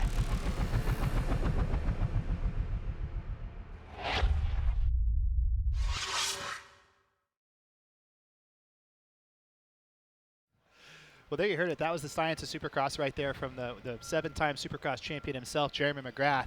And you know, that was one thing that was kind of my Achilles heel when I raced Supercross. I was very confident in the whoops and never did quite get them mastered. But we hope you learned a lot from that segment. Certainly came from the top, from McGrath. Yeah. But good times there with Doug Hoover, Doug the Sweeper Hoover. Looks like you guys, you know, it's cool to see you guys talk about some old stories. Yeah, no, Doug was always a great competitor, and you know, he worked his butt off, and like you said. You know, that kind of trickled down, you know, when Ross was, you know, and you know, him running with him and saw exactly what he had to do. And then Ross was probably got to be a little bummed out that he let him tag on, and he ended up winning that championship in 1985 in the 125 class. But it just amazes me that, you know, back in those days they rode, you know, they would ride all 3 classes, 45 minutes plus 2 laps. I mean, that's huge. That's 6 45 minutes plus 2 lap motos, and not a big break in between. Probably not, yeah. True Ironman. But if you're looking for a dark horse in the 250 SX class tonight, look no further than Matt Bisceglia. You know, he's coming off of, he's got a new ride. He's on a new Suzuki this year. He's got a little bit of confidence going. He just needs a little bit of luck and a good start. But we were able to speak with him on Track Walk. Well, I'm here with Matt Bisceglia. Matt, I know last weekend Daytona didn't go as well as you thought it would be. I believe a 19th, and then the opener, you were just outside that top 10. But here we are, round 3 in that 250 East Coast, and we're here in Toronto. And what do you think? Yeah, it looks good. It's definitely, it looks so far to be one of the better tracks of the year that we've seen. But yeah, you know, just gonna go out and just put in a solid performance tonight. It's been a long, you know, kind of rough off season. So the first 2 rounds kind of didn't go as planned. I had a good ride going last weekend and got taken out about halfway through the main, and then you know, just kind of shaking the cobwebs off on the first round. But yeah, everything's coming along. You know, I've gotten a couple good weeks of riding in now, and yeah, just, you know, looking forward to tonight. Talk about your new team. I know Robert Lynn, a former rider in Supercross here, put that team together with Yoshimura and Suzuki, some of your other sponsors that are helping you guys over there. Yeah. It's the new team, Mad Racing, Yoshimura, Suzuki. As you said, Rob's the team manager over here, putting everything together, and you know, we've come a long ways over the last couple months. So It's good. It's a good group of people, good equipment. I'm definitely happy with the bikes. So everything's coming along really well, and I'm excited to see where we'll be even a year from now after we have that much more time under our belt, because we've come a long ways over the last couple of months. So it's going to be exciting to see where it takes us. Let me ask you this. Traditionally in Toronto, long starting line. Here in 2016, a pretty short starting line. Yeah, it's short. It's definitely not like it was in Atlanta, where you went all the way down the length of the stadium. But it's just going to be one of those starts, come out, click third, hold it to the corner. Short, only a couple lanes long. Then you heard from Matt Bisceglia right there, and you know what, Jim, that what makes me happy about that interview is seeing Suzuki back in Supercross. They were gone out of the 250 class there for a while, and they're back in a big way. Oh, they are, and we missed him. I mean, you talked to Pat Alexander earlier. He was on the show when we were out in Anaheim, but it's just good to see Suzuki's involvement back in the 250. Don't get me wrong. They're a force to be reckoned with in that 450 with Blake Baggett and James Stewart. But to see the 250 effort these guys are putting together, and then, Kyle Cunningham also, we saw him on the West Coast on that other Suzuki team that he's riding for with Jimmy Albertson and stuff. He's riding a 450. So it's just good to see it back in there. I like to see that. Me too. I always remember the history of Suzuki in the 250 SX class with Damon Huffman, Brian Swink, Ezra Lusk, Tim Ferry. Those guys always had Denny Stevenson. Can't forget about Denny Stevenson. Keith Turpin. I mean, all those guys. Ronnie Tishner, all that. I mean, Suzuki was Travis Pastrana when he came up in the 125. I mean, just it's really good to see him back, and I know they're a force to be reckoned with in Japan also when in the 250 and the 450 over in Japan. But it just seemed like the effort in the 250 class here in the United States in Supercross. But it's good to see Pat Alexander and US Suzuki step up and give these teams some support that they need, and it's good to see them back out there. Right, and back where they should be. But we have a lot coming up. We have the second round of qualifying from the 250 and 450A groups. That's going to be spectacular. We'll be right back. Here's a few words from our sponsors. Stay tuned. AMSOIL. Let nothing stand between you and a great day of riding. Protect your weekend. Choose AMSOIL synthetic lubricants for your bike and your truck. DC Shoes is proud to be the official footwear sponsor of 2016 Monster Energy Supercross. DC, defying convention since 1994. Check out our latest products at journeys.com. Motorcycle Mechanics Institute wants to give you a 2016 Kawasaki Terex 4LE side-by-side. Go to www.winthatride.com to enter for your chance to win. Oakley is proud to be the official eyewear sponsor of Monster Energy Supercross. Follow us at Oakley Motorsports and at Oakley on Instagram and Twitter. Sponsored by Yamaha. From world-leading motocross, supersport, and cruiser motorcycles to ATVs, side-by-sides, generators, and more, Yamaha revs your heart.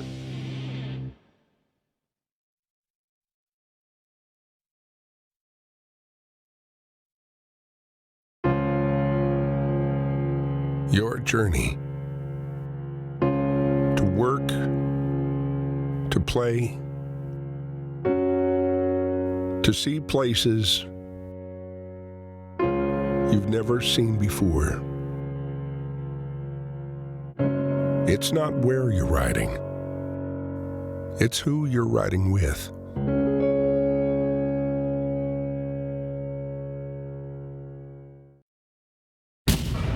Getting out in front on the racetrack or on the trail requires every performance edge you can get. AMSOIL Synthetic Dirt Bike Oil is formulated to maximize horsepower. Its synthetic base oils reduce energy loss to friction, meaning your engine works less to deliver more power to the ground, helping you get out front and stay out front. AMSOIL Synthetic Dirt Bike Oil. Out front performance.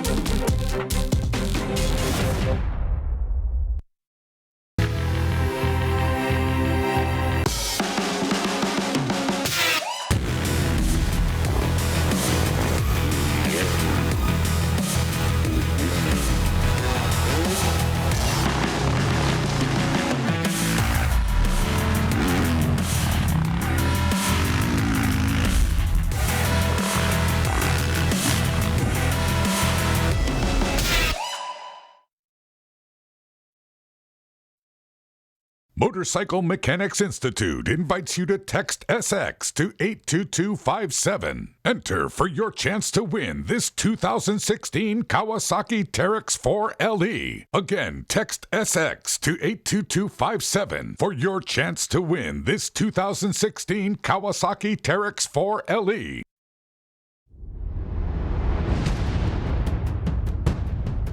Get ready for RM Fantasy SX, the ultimate Monster Energy Supercross Fantasy Challenge from RockyMountainATVMC.com. We're giving away over $100,000 in prizes, and it's completely free to enter. Top season prizes include a brand new 2016 Toyota Tacoma, round-trip tickets with hotel to fly you and a guest to Rocky Mountain ATVMC to pick up your brand new customized FMF, KX450F, or KX250F. There's also a VIP trip for two to see the 2016 Monster Energy Cup in Las Vegas. 4th through 10th place season winners will be awarded prizes from Pirelli, GGR, Dunlop, Alpine Stars, DC, and others.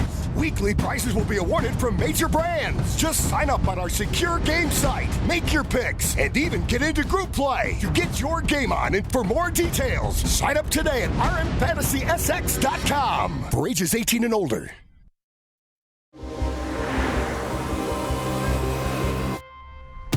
There's a lot of performance hidden in these tires. These tires are insanely good. Selected as a Consumer's Digest Best Buy. If this is what experts thought about Cooper tires, imagine what you'll have to say. They're impressive on all surfaces. Put Cooper tires on your car today. And welcome back to the Rogers Center in Toronto, Ontario, Canada.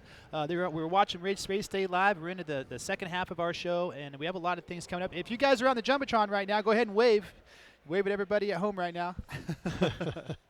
But you know who I want to talk about, who we haven't talked a lot about today, and for the last 2 weeks, is Chad Reed, and a guy that has 3 podiums, but he has the ability to go out there and get 12, like we've seen. But if he gets a good start, Chad can put it on the box. Yeah, I mean, he's sitting right now. He's 6th in the point standings there. He's got 141. He's just down behind Cole Seeley a couple. But like you talked about, the first Anaheim, he came out, he got 6th. Okay, then he went back-to-back podiums in San Diego and Anaheim. Home, yeah, then he got a 5th, a 6th, an 8th. And then in Arlington, he had that 12th, but he follows back up the next week in Atlanta with a 3rd. And then he follows back up last weekend with a 12th and had to come through the last chance race. Got the final gate pick, 22nd gate pick there for Chad Reed. But he's a guy like you talked about, Andy. He can block that out. He can get a 12th, and then the next week he can come back and get on the podium. And he's had some success here too. Right. Well, he's 33 years old. He is currently tied with Ryan Dungey for the most consecutive podiums in Supercross history. That's a record he wants to keep. He'd like to keep that. I don't know if it's going to happen as strong as Dungey is. But back to my point, Reed was super motivated to get into this year's championship. 2 weeks before the championship started, he didn't even have a ride. And then Monster Energy, Fly 360, Chaparral, Factory Yamaha gets together at the 11th hour, and they put it together. And I can't say that it's been a bad season for him. 3 podiums, 2 second-place finishes, and we haven't seen the best of Chad Reed yet, I don't think. Yeah, I think Jimmy Perry and Keith McCarty, Mike Gare, all the guys, Shane Drew, the mechanics over there, Mike Gossler and everybody at Yamaha, I think they're good. I mean, they're happy with them. I mean, like you said, you don't see any other Yamahas up in the top there, and Chad Reed to come away with the podiums that he's had, 3 of them, like you said. I know that he beats himself up pretty hard when he finishes outside the top 5. Yeah. So, but he's a guy that can turn around. He's motivated, and he's got 1 more year on his contract, so we'll see him in 2017. Right. But speaking of motivation, here's what Chad Reed has to say about it.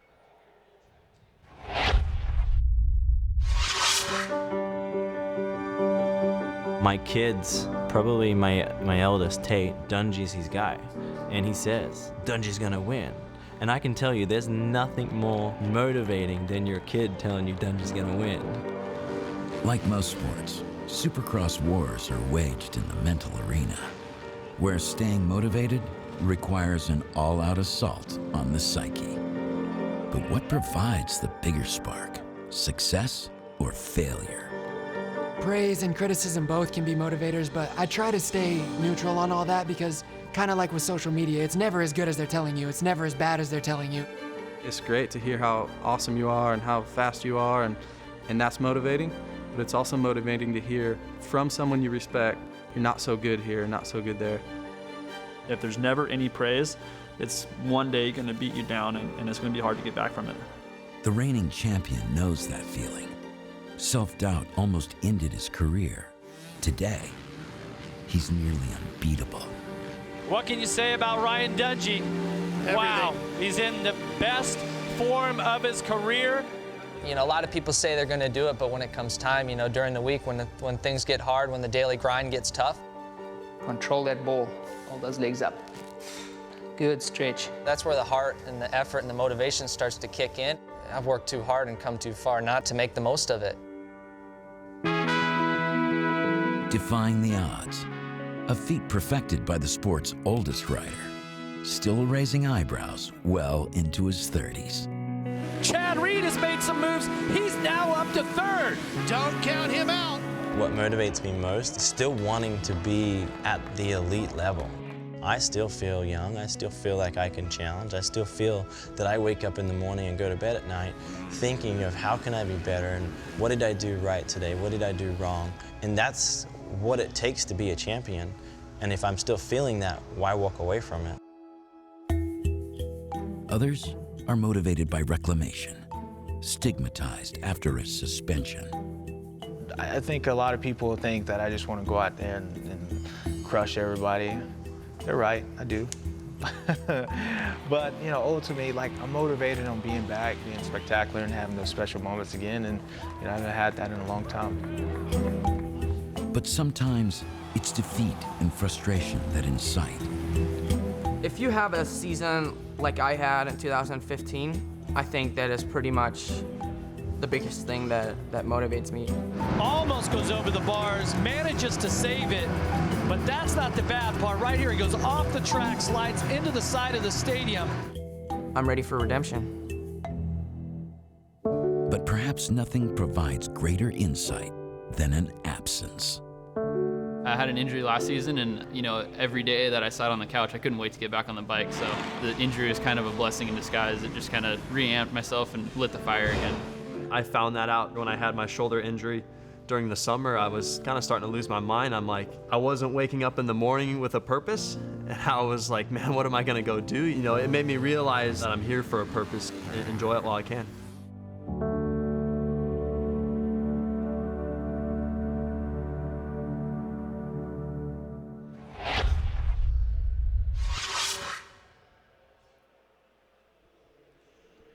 And we hope you enjoyed that piece on motivation from some of the world's best Supercross riders right there, Jim. Pretty cool. You know, and it's interesting. You see Eli Tomac say, you know, I have a purpose. Yeah. That's why I get up. I have a purpose. Race Day Live. Race Day Live. Yeah. Talk to you fine folks today, and all you international viewers for tuning in. We thank you very much. You know, it's awesome. We're the two biggest fans in the sport, and it's a huge privilege of mine to be able to talk to you guys every race day.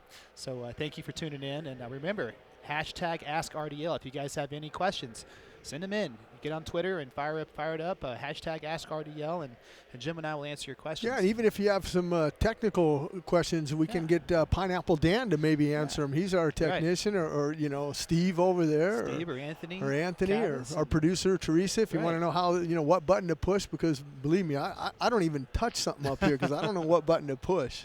Right. You know, talking about motivation though, let's talk about the remainder of this schedule coming up. 8 more rounds. We're going to go across the country. We're going to zigzag back and forth. There we go. Next weekend, we're going to be in Ford Field in Detroit, Michigan. Then we're going to go back to the 250SX Western Division Championship. But the key right there, Levi Stadium, back to it on April 2nd. There's a break for Easter right there, and that's going to motivate and re-energize. Get to the Lucas Oil Throwback Night. Dome, Throwback Night, like you said, April 8th. And then this is one I'm really looking forward to, April 16th, the Edwards Jones Dome. That is going to be a day race, and it's going to be on the Fox broadcast network. So I'm really looking forward to that.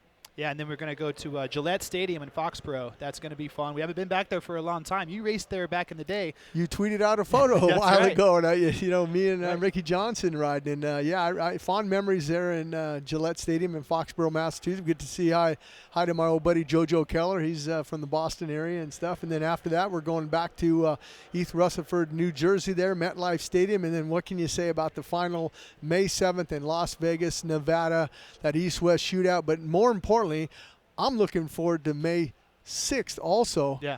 Because it's the final round at the AMSOIL Arena Cross Series, and you got to remember that these guys only have one more race, and then they restack them up. And Gavin Faith has been killing it out there, and they're in Louisiana right now. That's right, this in the weekend. Cajun Dome.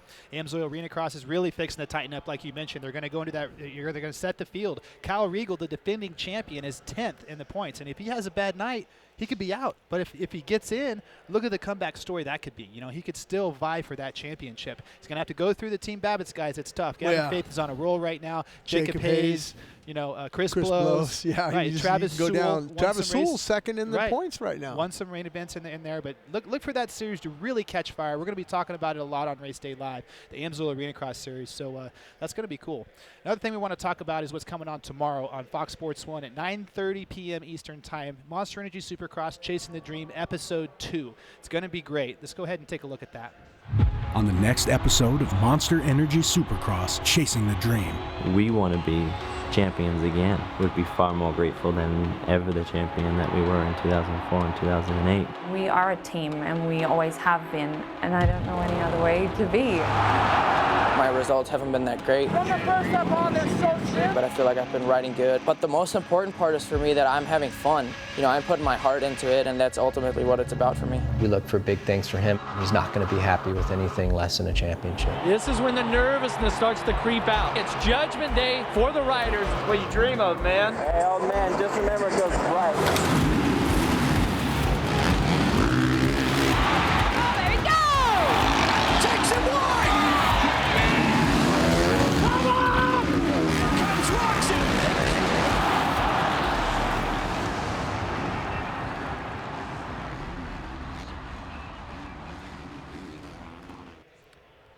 So you want to tune into that. That's the can't miss series of the year right there with Doug Cabrera and that crew right there with Monster Energy Supercross Chasing the Dream. That's going to be great. But we're going to be back on track here. They've been working on the track extensively.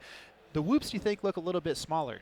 Yeah, I mean, anytime you take a dozer the weight of that and kind of packing it down and redoing it, I think it's going to be a little bit better. I'm sure that a lot of the guys, after the free practice in that first qualifying session, kind of went back. We're getting a chance to look at them. They don't quite look as deep as they were during track walk. So, that's going to be a good sign. It's for a lot of the guys.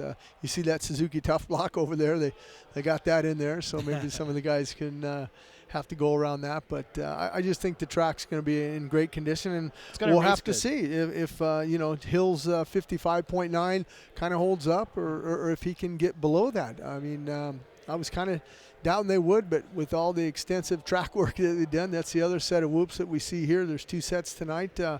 They've done a great job on preparing this track and getting it ready to ride. Right, and if you're just tuning in, we had the Kawasaki track map at the top of the show, but if you're just tuning in, let's go ahead and take a look at that again. Jim Hawley and myself, we'll go through it. Let's go for a lap around here for round 10 in the Rogers Center. Well, we always like this animation that the MX versus ATV Short Supercross. Start to the left, yeah. Short start left, right out of here. If you can hit this triple, Big another triple here, and then single in. We had John Tomac on the show earlier, and he says, you know what? It's also the start, but it's also that first lap in those first couple corners here. Yeah. We're running it down here into this right-hander, and that's going to lead us into the first set of long whoops here. And this is interesting after this double. It's a sweeping right-hander. Flat right-handed corner. You got to get all your braking before you go into that corner there. A couple little rollers, and out of here you're going to hook the first 65-foot triple into that left-hander. Right, into a technical rhythm section where you can jump on, jump off, or you can go triple there into the second 65-foot triple. But it's what's after that where the track gets pretty interesting. Here's that big wall. Boom! They're going in about 3 or 4 rollers deep right there into that sand section before they come into the penultimate left-handed corner through the big section of rollers there before the finish line. And there it is. Throw a little whip over there, finish it off. And that's a big finish line, the Monster Energy finish line.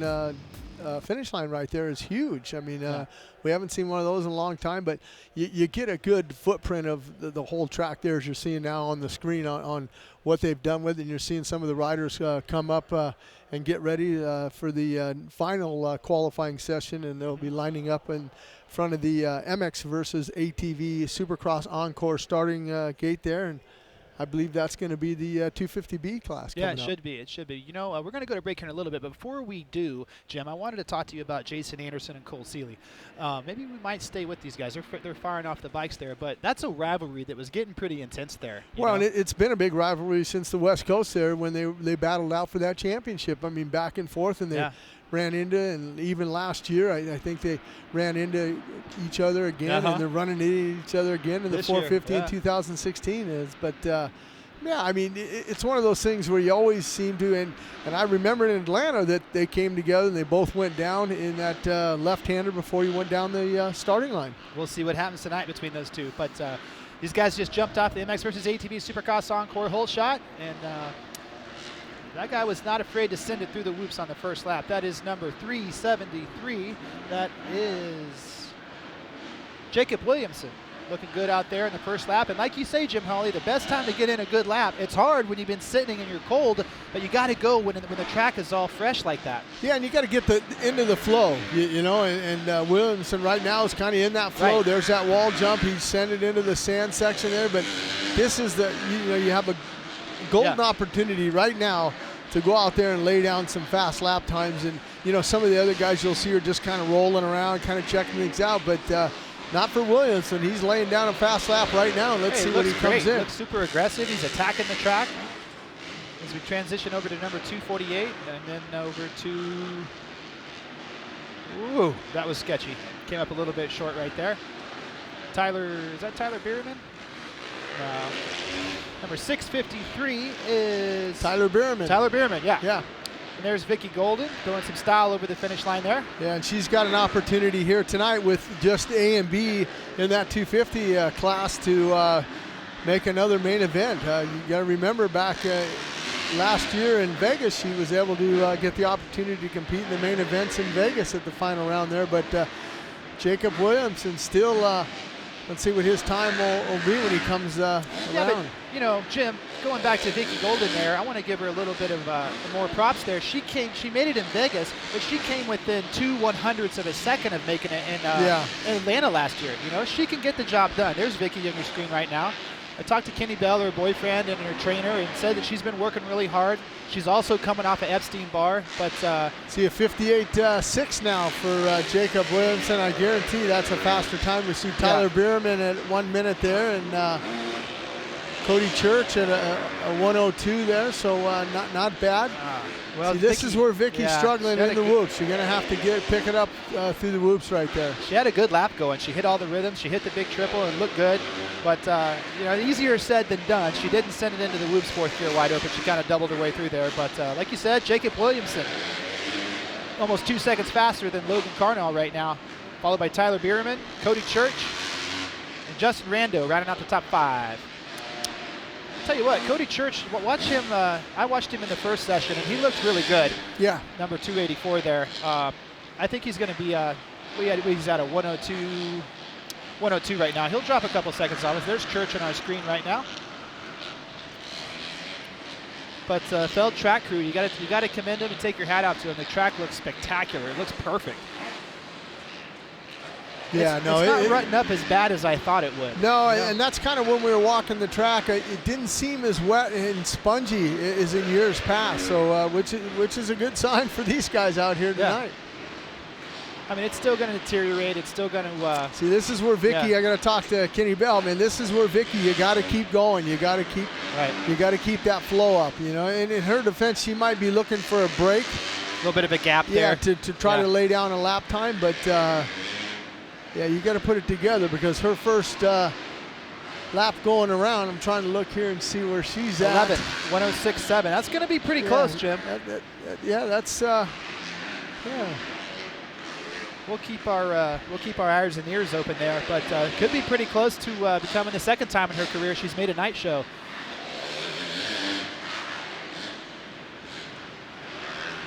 .619 there. That was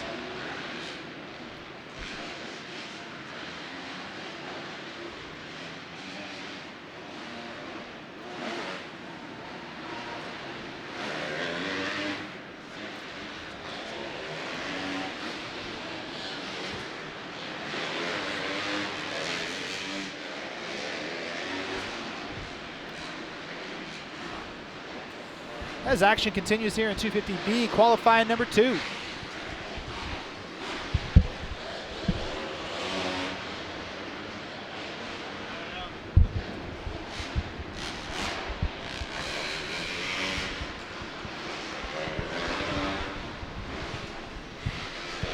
About 5 minutes to go. It's still Jacob Williamson, followed by Logan Carnow, Tyler Bierman, Eric Grondel, Cody Church, rounding out the top 5.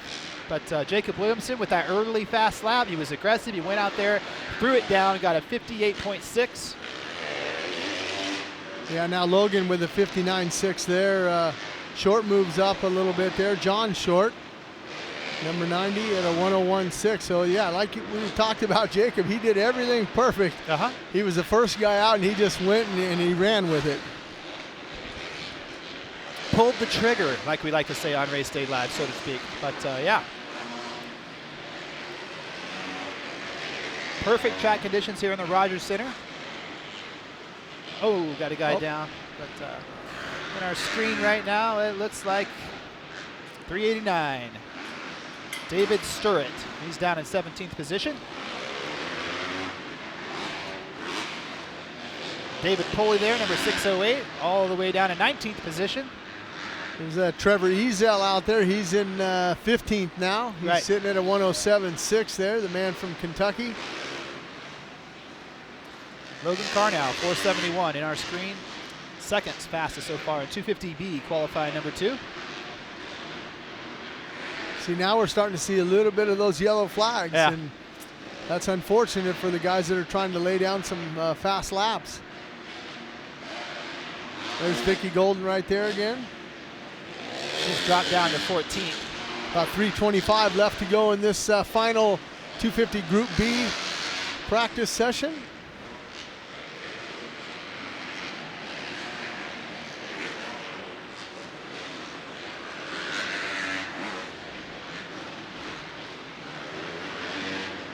Number 619. There's Carnow again. Oh, looks good. Jumps 4 in there, gets over the rollers good, sends it over the 65-foot triple. Yeah, Logan Carnow there, he's on a heater right now. Let's see if he can bump it up. His fast time, a 59.6. So let's see if he can, he sends it into that sand section there. Take this left-hander. Looks good. Get back on the throttle now for the whoops. Come on, boys, get out of my way. I'm on a heater. Kind of messed his lap up there in the last corner. Unfortunate. Yeah, let's see. Yeah, 101.0 that last lap for Logan. There's Vicky. Looks like she's trying to put in a lap. Yeah, Vicky down to 14th now with that 106.7. 14th now for Vicky Golden. There's John Short. Looking good through the rhythm there. That's a tricky rhythm. Getting that 3.3 there is tough. Yeah, and John, he's out there right now trying to better his time. He's at a 101.6 there, and the other guys ahead of him sitting 1 and 2 are in the 59s. Couple seconds faster, yeah. Got to whoa. Hang on to it, John. There you go, John. Keep the throttle on, John. It's tough. Picking up a half a second's one thing, You can do that. Push your corners a little bit harder, maybe charge the whoops, but picking up 2 seconds, you're going to have to be, That's a big effort. There's that step on and step off. And you see the bike might not quite be set up the right way. You might want to speed the rebound up in the rear shock because he's kind of jumping nose high off of a few of the jumps here. If we're getting a chance now to look at Cody Church. Cody Church there. He looks really that good. Inside line right there. Another guy going around. That's Jacob Williamson, our leader now with about a minute to go. At 58.6. There's Williamson. It goes 3 in and goes 3 again. A little bit short, not too bad.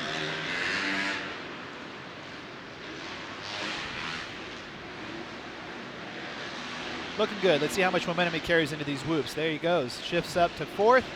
He's going to downshift to 3rd for this double. Downshift to 2nd.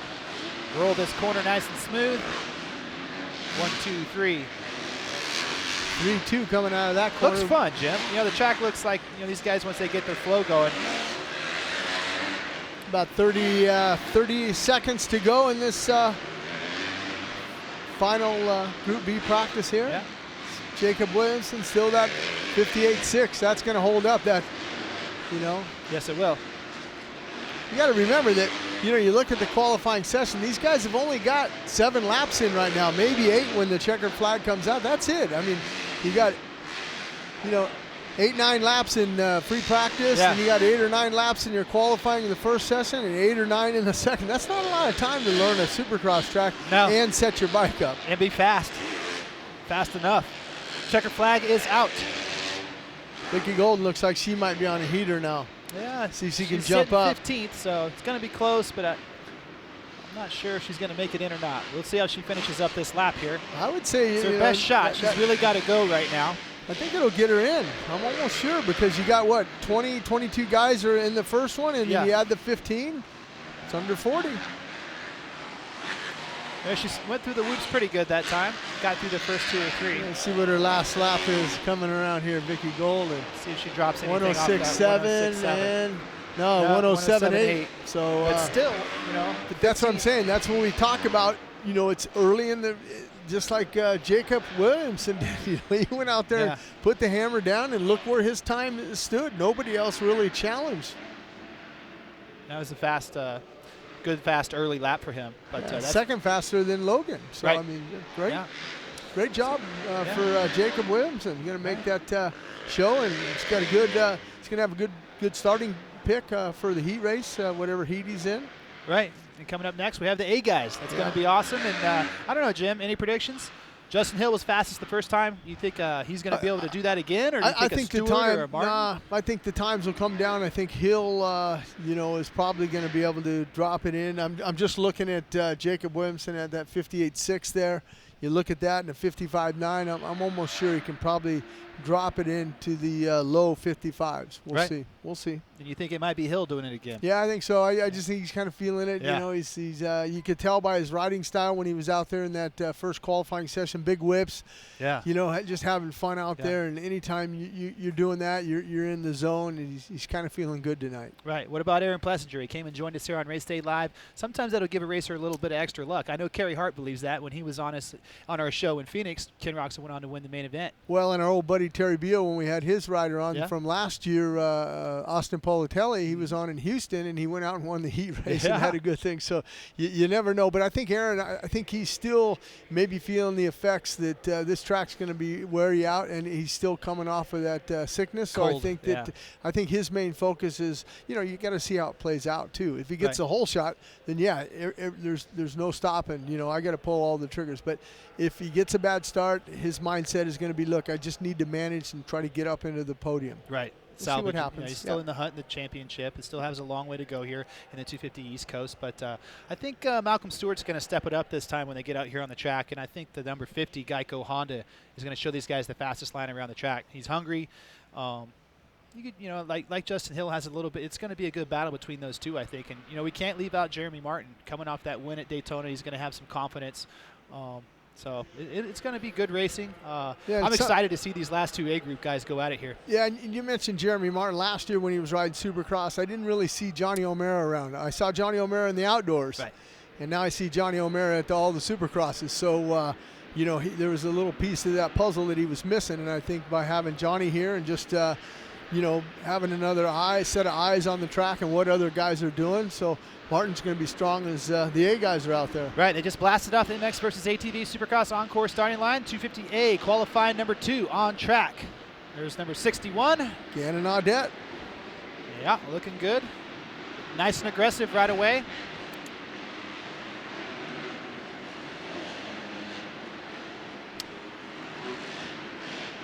Nice little whip over the triple there.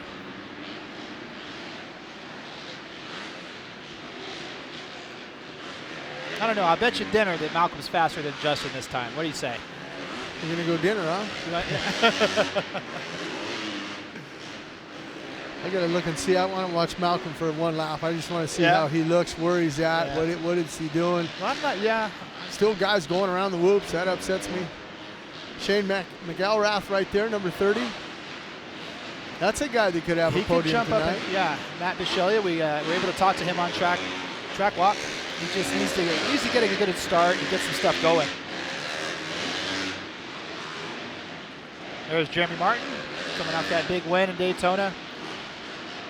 Look how much better he looks in the whoops. You know, 2 years ago, or even last year, you didn't see the number 6, Jeremy Martin, go through the whoops like that. No, and I think that's what, you know, his team and everything said, look, this is what we got to work on for Right. Supercross. I mean, you have corner speed, you have everything else, you have the timing rhythm sections down. It's just the whoops. We got to get you a little bit more comfortable in the whoops. And it seems like he's a lot comfortable this year. Carries the speed around that corner. Here's that big set of whoops there. Pretty good. Yeah. Cornering though, wow. You know, he's see, he found that groove right there. Malcolm's in tow. Yeah, Malcolm's two guys kind of chasing him around. He goes, hey, this is the guy I got to battle for the championship. I might as well follow him around a little bit. And in between those two guys is Hill. As you see number 36 right there. So Hill. Right. Alexander Fry. Actually, that was Alexander Fry, but I was looking, I turned to the back because I wanted to see where Hill was, and he's right in the middle of those guys. Alexander Fry, another graduate of the Ricky Carmichael Road to Supercross in the AMSOIL Arena Cross Series. You know, he got a top 10 in Atlanta. I talked to his dad in the elevator this morning, and they seemed like they had a good week of practice. He's looking forward to tonight.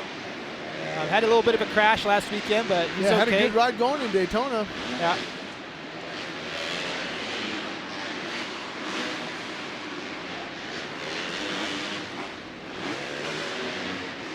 '83, Daniel Hairline, another AMSOIL Arena Cross participant.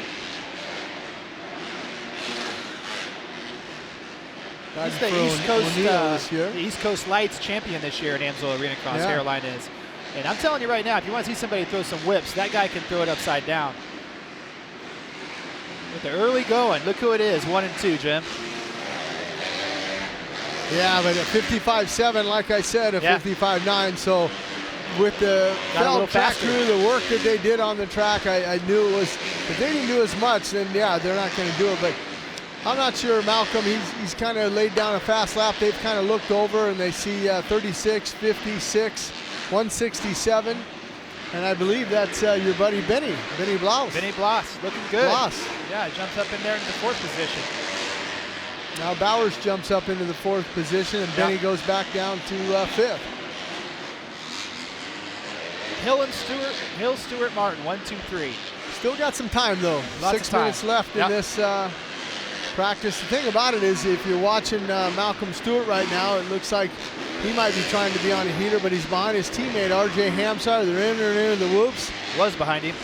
Yeah, he just blew right by him. He downshift there. And he's hitting that little bit of a berm right there and carrying that speed.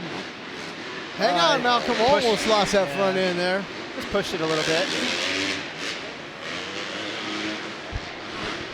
Let's see what this lap comes around for Mr. Malcolm Stewart. Yeah, I think that he messed a couple corners up, but I don't think he's going to top that 55.7 out of Hill. I might be buying you dinner. Yeah, it's just 1/10 off, though. I mean, you can make that up. You get a chance now to watch Martin circle around that track. All those riders hitting that same line in that sweeping right-hander there. James Stewart probably at home watching Race Day Live, listening watching his in. brother, absolutely. James, Malcolm's doing 100%. Good. We hope James gets back to racing when he feels ready. Oh. Maybe one of the Ask RDL questions is going to go, Jim, why do you get mad when the guy gets to go around the whoops? I don't know. I just think that, you know, we're here to race. And there's another big whip from Hill. You know, Martin now moves up into second with a 55.865. Hill down to a 55.1. So looks like I'm having a good dinner so far. I think so. He dropped it downhill that last lap out there. And what I said, you know, they'll probably get in the low 55s. Yeah, and after seeing this, they could be getting into the 54, the high 54s maybe, because, but I don't know. That's almost a 55.199. It is almost 2. To take off 2/10 after you're running hard, and each and every lap, that track's starting to go away a little bit more. We saw Malcolm Stewart almost lose the front end as we see Bowers down in that turn. Yeah.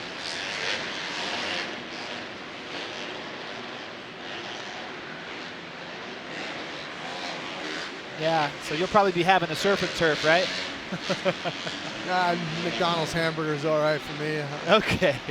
Little over 3 minutes to go at 250 A group qualifying number 2. Justin Hill, 55-1, followed by Jeremy Martin, Malcolm Stewart, Aaron Plessinger jumps up to 4th, and Tyler Bowers rounding out the top 5. Jesse Wheatland behind him in 6th, Benny Blouse. Man, Hill just went 4 deep into the sand section. That looked pretty good. Yeah, let's see what that, he's on a heater right now. I'm going to see if he can drop into that. Let's see what happens. No, it was a 55-2. Pretty close, though. So, yeah, he's running consistent lap times now. He's got swagger. He's got confidence. You can tell he's the way he's, always talk about wheel placement. He's putting that bike exactly where he wants it to go. It's going to be a good main event here with this 250 Eastern Division group. Malcolm looks like he's putting in another hot lap here. See if he can jump up from 3rd place. That triple's big out of that corner. Can you triple again? Yeah, they have to use everything, every inch of that motorcycle to get up and over that thing is extremely fast. Oh, fast. hang on, Malcolm. Pretty fast still, though. Yeah, but that took a little wind out of his sails there. Yeah. You notice you didn't see the roost coming off of that corner. Wow.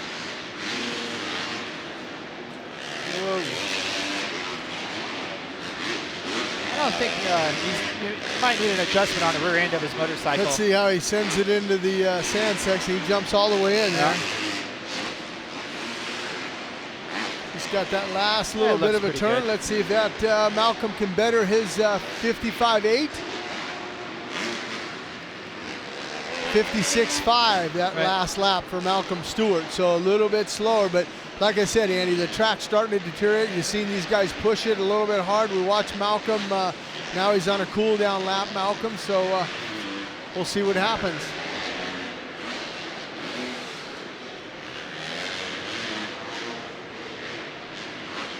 There's Hill. He's got to be feeling good, man. Coming out here and dominating so far today. Yeah, no, he's good. I mean, and you're watching the motorcycle work. Like we saw Malcolm go through that section. It was kind of dancing around a little bit.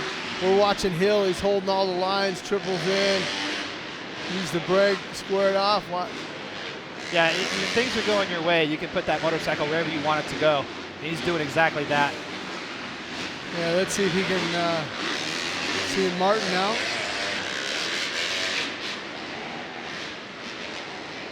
Yeah, time running out. 250 Group A qualifying number 2. Justin Hill, Jeremy Martin, Malcolm Stewart, Aaron Plessinger, and Arno Tonis jumps up to the 5th spot. A 56.0 that last lap for Hill. So not quite the last lap for Jeremy Martin, a 105. Malcolm Stewart, a 112. So with, like you said, Andy, with about 30 seconds to go, I think these times are going to hold up. Now you just got, if you're Justin Hill and his mom and dad are here, and his brother Justin, or Josh Hill rather, working for Monster Energy, the whole family's here. It's just, hey, everything's going good. Just let's try to get a good start tonight. As you see Malcolm Stewart just double singling right there, so his time's gonna hold up. So Malcolm Stewart looks like he's gonna have first gate pick in that first heat race, and Justin Hill will have first gate pick in that second heat race. Right. Checker flag is out. That'll do it. 250A group qualifying number 2. Like Jim Hawley just said, Justin Hill getting that number 1 gate pick. Well, and some of the past winners here, 2014, Justin Bogle, 13, Marvin Muskin, Justin Barsha in 12, Dean Wilson in 2011, Barsha again in 2010, and Christoph Porcel in 2009. Barsha, he's got the most wins here with 2 of them in 2010 and 12, but Honda has got the most wins with 3. Right. We're going to be watching for podium right here to see. Here in the second round of qualifying. We'll see you out there in that first heat race. But Jeremy, what did you change so much between the first round of qualifying and the second?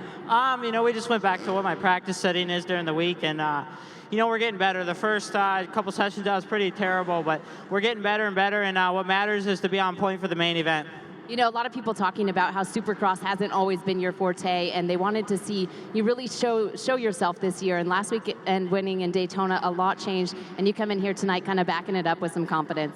Yeah, you know, we want to back it up. I'm great outdoors. I'm good in Supercross. A lot of people say I struggle, but I'm getting better, and I continue to get better. And, you know, as long as I'm improving at the end of the day, that's all that matters, and we're going to be where we need to be soon. What do you think is key factor here on this racetrack tonight? A lot of people talking about the transitions, the rhythm sections, as well as those massive whoops. Yeah, the transitions are pretty janky. The whoops are big, so getting a good start, riding your own race, and the track's pretty technical. It's really skatey. I thought it'd run up more, but it's you're just sliding. All right, thanks so much, Jeremy Martin. Best of luck tonight. One more time for that number 6 machine, Yamaha, Yamalube Star Racing Yamaha, Jeremy Martin. Well, there you heard it from Jeremy Martin there. And you know what I like about that interview was that when she said, you know, some people say you're not a Supercross specialist. He was like, hey, I'm working on it, you know. And if you're going to have a future in this sport, you got it. You know, just like his mentor, Ricky Carmichael, you remember he didn't pick up Supercross as fast as he did outdoors. No. And he went on to have 5 Supercross championships. So don't give up on Jeremy Martin in the indoor. No, not at all. No, he can win this thing tonight just as easily as anybody else. Well, the thing that I liked about that conversation is he said, you know, we all thought the track was going to rut up, but he says it's loose. Right. So they're not getting a hold of the ground. It's really loose out there. So in that practice, we saw a lot of guys, you know, losing the front end, the rear end's breaking loose with him as we're getting a chance now to watch some of the 450 guys line up. Some of the guys are over there talking to their teammates that are riding the 450, saying, hey, this is what's changed in there. This is, we see Jenny Taft down there talking to, I'm not sure Tonus, who that is. Is that Tonus? Yeah. Yeah. But, you know, we talked to Jeremy Martin there. He was second. Justin Hill was fastest, and he was fastest in both qualifying sessions. That usually spells a little bit of ingredients for a good night. There's Hill talking to Dungey right there. Yeah, so that's what I mean. A lot of these guys will come out and they'll talk to the guys on the 450. They're getting a chance to, Hill's telling, hey, look, this works here. This is getting a little bit slippery in this section here, and you got to square off. This rut's developing. Chad Reed getting a chance to look at Chad now.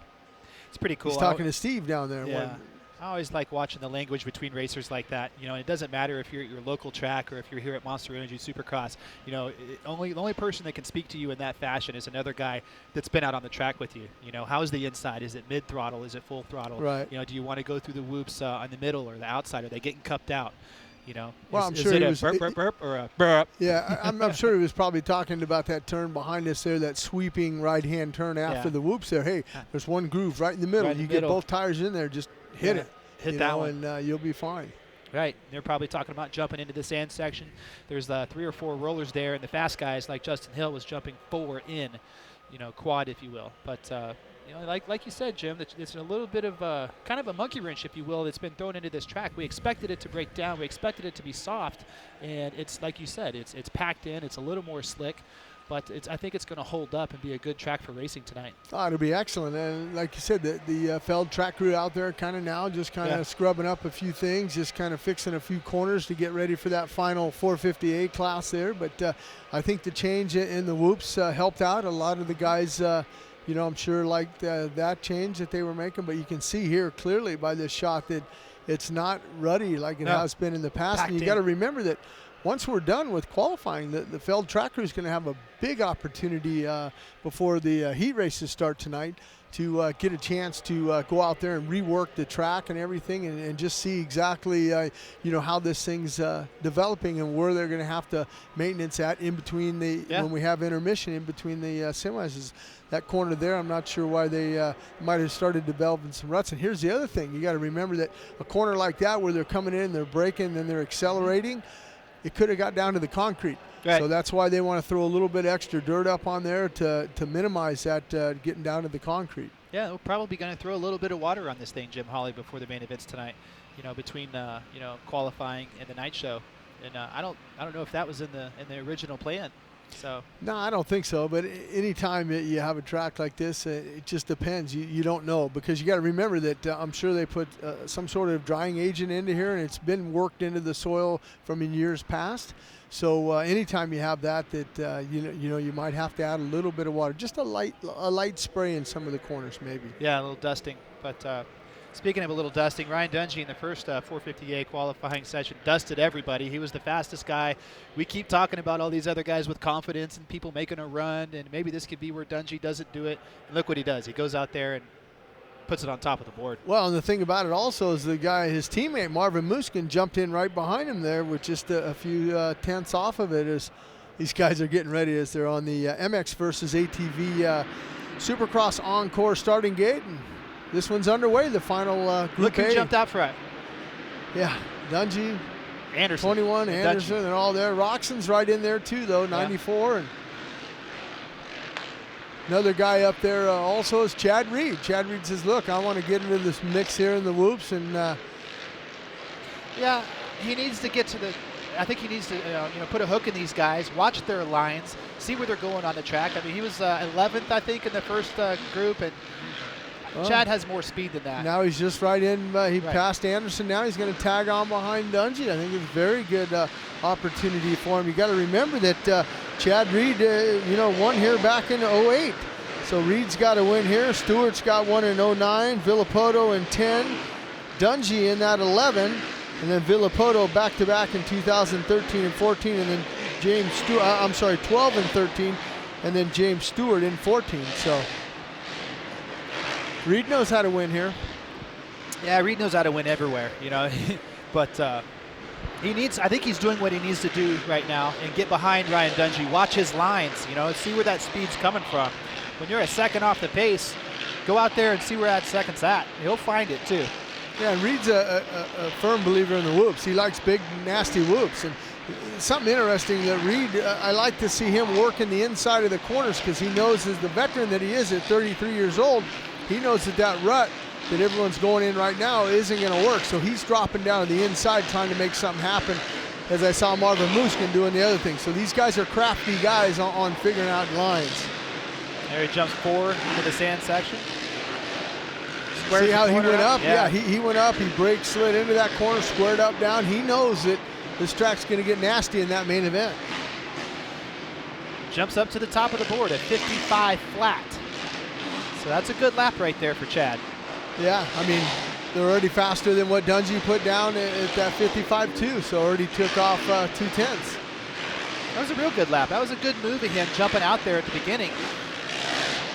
If Chad Reed puts his eyes on somebody, he knows and he has the confidence that he can ride as fast as anybody in the world. That's that inside line I talked about as he went right about where he passed Dungey at. Reed's making a statement here.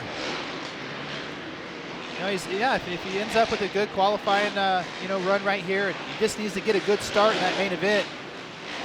Chad Reed starts at the front, he'll finish at the front. Yeah, you've seen that in past in San Diego and in Anaheim the second time we were back there, round 2 and 3. Yeah. When he got those podiums, he put himself in a good position right off of the start. And he knows how important that start's going to be. But yeah, Chad looks like a different rider than we saw in that first qualifying session. Kenny jumps up to the top. Yeah, 54.9. Ooh, I knew they were going to be in the 54s. That track is fast. Just a few hundredths faster than Reed. But, I see some guys like, Ryan Dungey's down there in 7th. He'll be moving up. Tomac will be moving up. Yeah.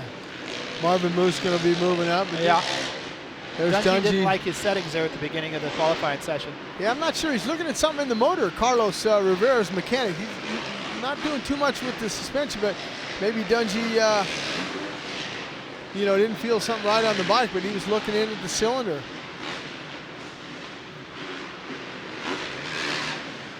Trey. In their defense, too, I beat a lot of guys up for, going around the whoops. But they're going around the whoops, and they're also looking at different lines. They're kind of, you can't stop on the track, so they're kind of going along, and they're watching this guy. Okay, I see him in the middle. I was on the far left. Let me see how that far right-hand side looks. So they're kind of looking at the track. Anderson over jumps coming in there. Waves by Weston Pike. He go 3-3 there after the start, after the MX versus ATV Supercross Encore starting line. And he overjumped it pretty good. Looks like he's okay. Sometimes you can jam a wrist in that situation, but no big deal. Factory suspension's pretty good nowadays, to say the least. Yeah, see Anderson trying to go to the middle of the corner there. The Jim Hawley line. Later on tonight in the main events, if somebody makes a pass there, I'm going to remember you. There you go. About 5 minutes and 10 seconds left here in this final 450 Group A. Right now, up top, it's going to be the Tomac. with a 54.2. Ken Roczen a 54.9. Chad Reed still with that 55.0. Seeley a 55.0. Anderson a 55.0. Marvin Muskin a 55.1. And Ryan Dungey in 9th with a 55.5. So we haven't seen, we're getting a chance to see Ryan Dungey now. And that won't last. He's going fast. He's going fast on this lap. If it ain't this lap, it'll be one soon before this is over. He'll jump up there, but let's see if he does it right here. Yeah, moved up a little bit. Jumped up to 7th with a 55.0. Right. Trey Canard there trying to get a little breathing room and see if he can't. Trey jumps up to 2nd. Yep, that was a good lap for him, a 54.7, but Tomac still a half a second faster than everybody else right now. Half a second, yeah. That's a good lap. There's Eli. It was cool to have his dad on the show today. You know, what a stud. 1991 world mountain bike champion, and good Lord, you know, that guy's, you know, he made the move from Michigan in the late 80s out to California. He knew that that's where the hotbed of mountain biking was, and he had to, you know, adjust his training and come back out there. I know him and Byron Friday did a lot of training together out west. Yeah, it was great. It was good insight there from John Tomac. I loved having him on the show today. You got Eli here, you know, and his goal for the remainder of the season is to get up into 2nd in the points. Well, and that's the other thing I wanted to talk about. You know, he says, yeah, I want to get to 2nd. You know, Dungey's too far out, but you got to remember that, you know, when Villapoto and Dungey were battling for the championship in 2010, you know, things happen, injuries happen. So you can't say, well, I just want to get in a 2nd. You want to get in a 2nd, but you want to start clicking off some wins and, you know, see what happens.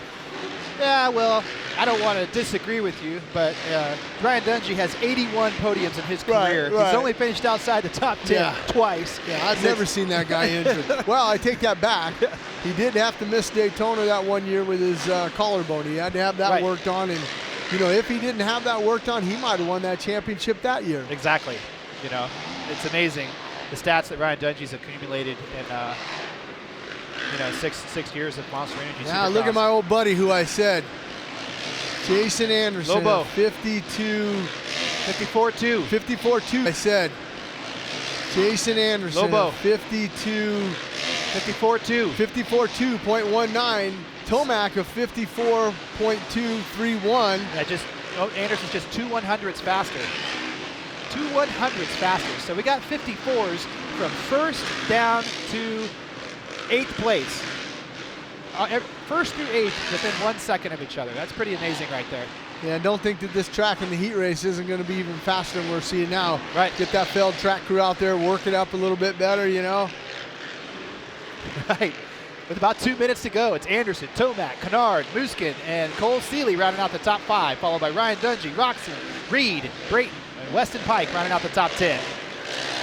From the bottom up, if you're looking at it, you got Phil Nicoletti, AJ Catanzaro, Vince Freeze, Nicholas Schmidt, Kyle Cunningham, 16th, Michael Lessie in that 15th, 14th, Tommy Hahn, Blake Baggett, Bogle, Weimer in 11th, and Weston Pike in that 10th.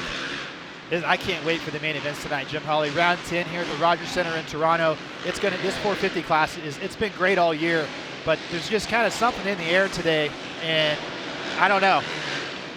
You know, it's that guy right there, number 21. He could get his 2nd win of the season. It could be Eli Tomac taking that momentum from Daytona. Yeah, but look at Marvin Muskin. Yeah, 54-1 now. Getting interesting. That's another guy that's super hungry right now. Almost had that win at Atlanta. Got a podium in Daytona. This could be it. Well, we got a minute to go here in this final group here, and where is Ryan Dungey sitting 5th? Yeah. With a 54.4. Don't think he can ink one out here in this last lap. The top 8, all with 54s. That's pretty awesome. And our boy Chad Reed sitting in 8th with that 54.2, but he did drop it down. He had a 55.0, so he's dropped it down a little bit. 30 seconds to go. Marvin Muskin, the fastest in the 450 A group, qualifier number 2. He's going to be one happy dude if he gets a win, you know. He wants one really bad. We almost didn't get an interview with him in Atlanta after that last lap, experience for him. But he's a win waiting to happen, Marvin Muskin is. Well, and I think he learned a lot from that Atlanta. You know, everybody, you know, you read everything they said. James did it, but you know, you got to put a little bit on Marvin. If you're Marvin, maybe not triple that section, because I know Dungey wouldn't have tripled past you. Right. So just do that double single there if Stewart was in the way, and right. So he took away from that race, and he's going to build on it. Right. Absolutely agree, Jim Hawley. Checker flag's out. That will do it. Marvelous Marvin. Maybe it's a magical night here in Toronto for Marvin Muskin. Well, he's had a lot of fun today. You know, he's speaking French with you and speaking French with Jenny Taft. Who would have thought Jenny Taft? You know, she speaks French. But I just got to excuse you and interrupt you one. Look at Trey Canard, fastest time of 53.9. So, you know, it's going to be a great night of racing as you're getting a chance to look at the leaderboard now with Trey Canard at 53.9. Right below him, Marvin Muskin at 54.1 and Anderson with a 54.1. Fourth, Eli Tomac. Wait a minute, I saw a change. There's Eli Tomac up to second now, a 54.0 for Eli Tomac. Second now, Marvin goes down to third. Anderson and Dungey, the top five.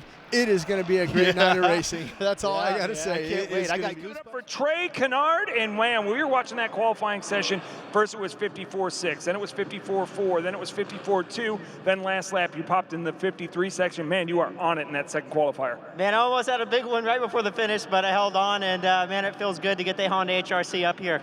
You know, when you talk about the season, some ups and downs with the injury held you out of a race or two. Let's talk about getting back and how important it is for you and the team.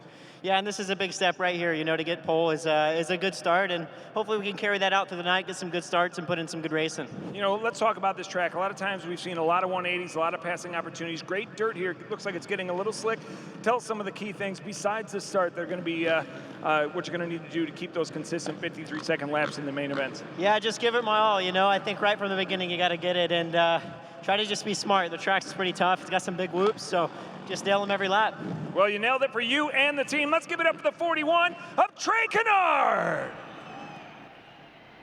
How about that? Trey Canard, you know, right there at the end of it, you know, everybody's in 54s. First through eighth position is in a 54-second bracket. He goes out there right when the track's at its, you know, arguably at its worst, and gets the fastest time. Yeah, he's got the big bosses at HRC Honda over there scratching their head going, what do we do, man? Yeah. This guy just sets a fast time. You know, maybe it could be Trey's night tonight. You just never know. Right, well, that leads us to our Rocky Mountain ATV MC fantasy segment, our last one for this edition of Race Day Live. Let's do it.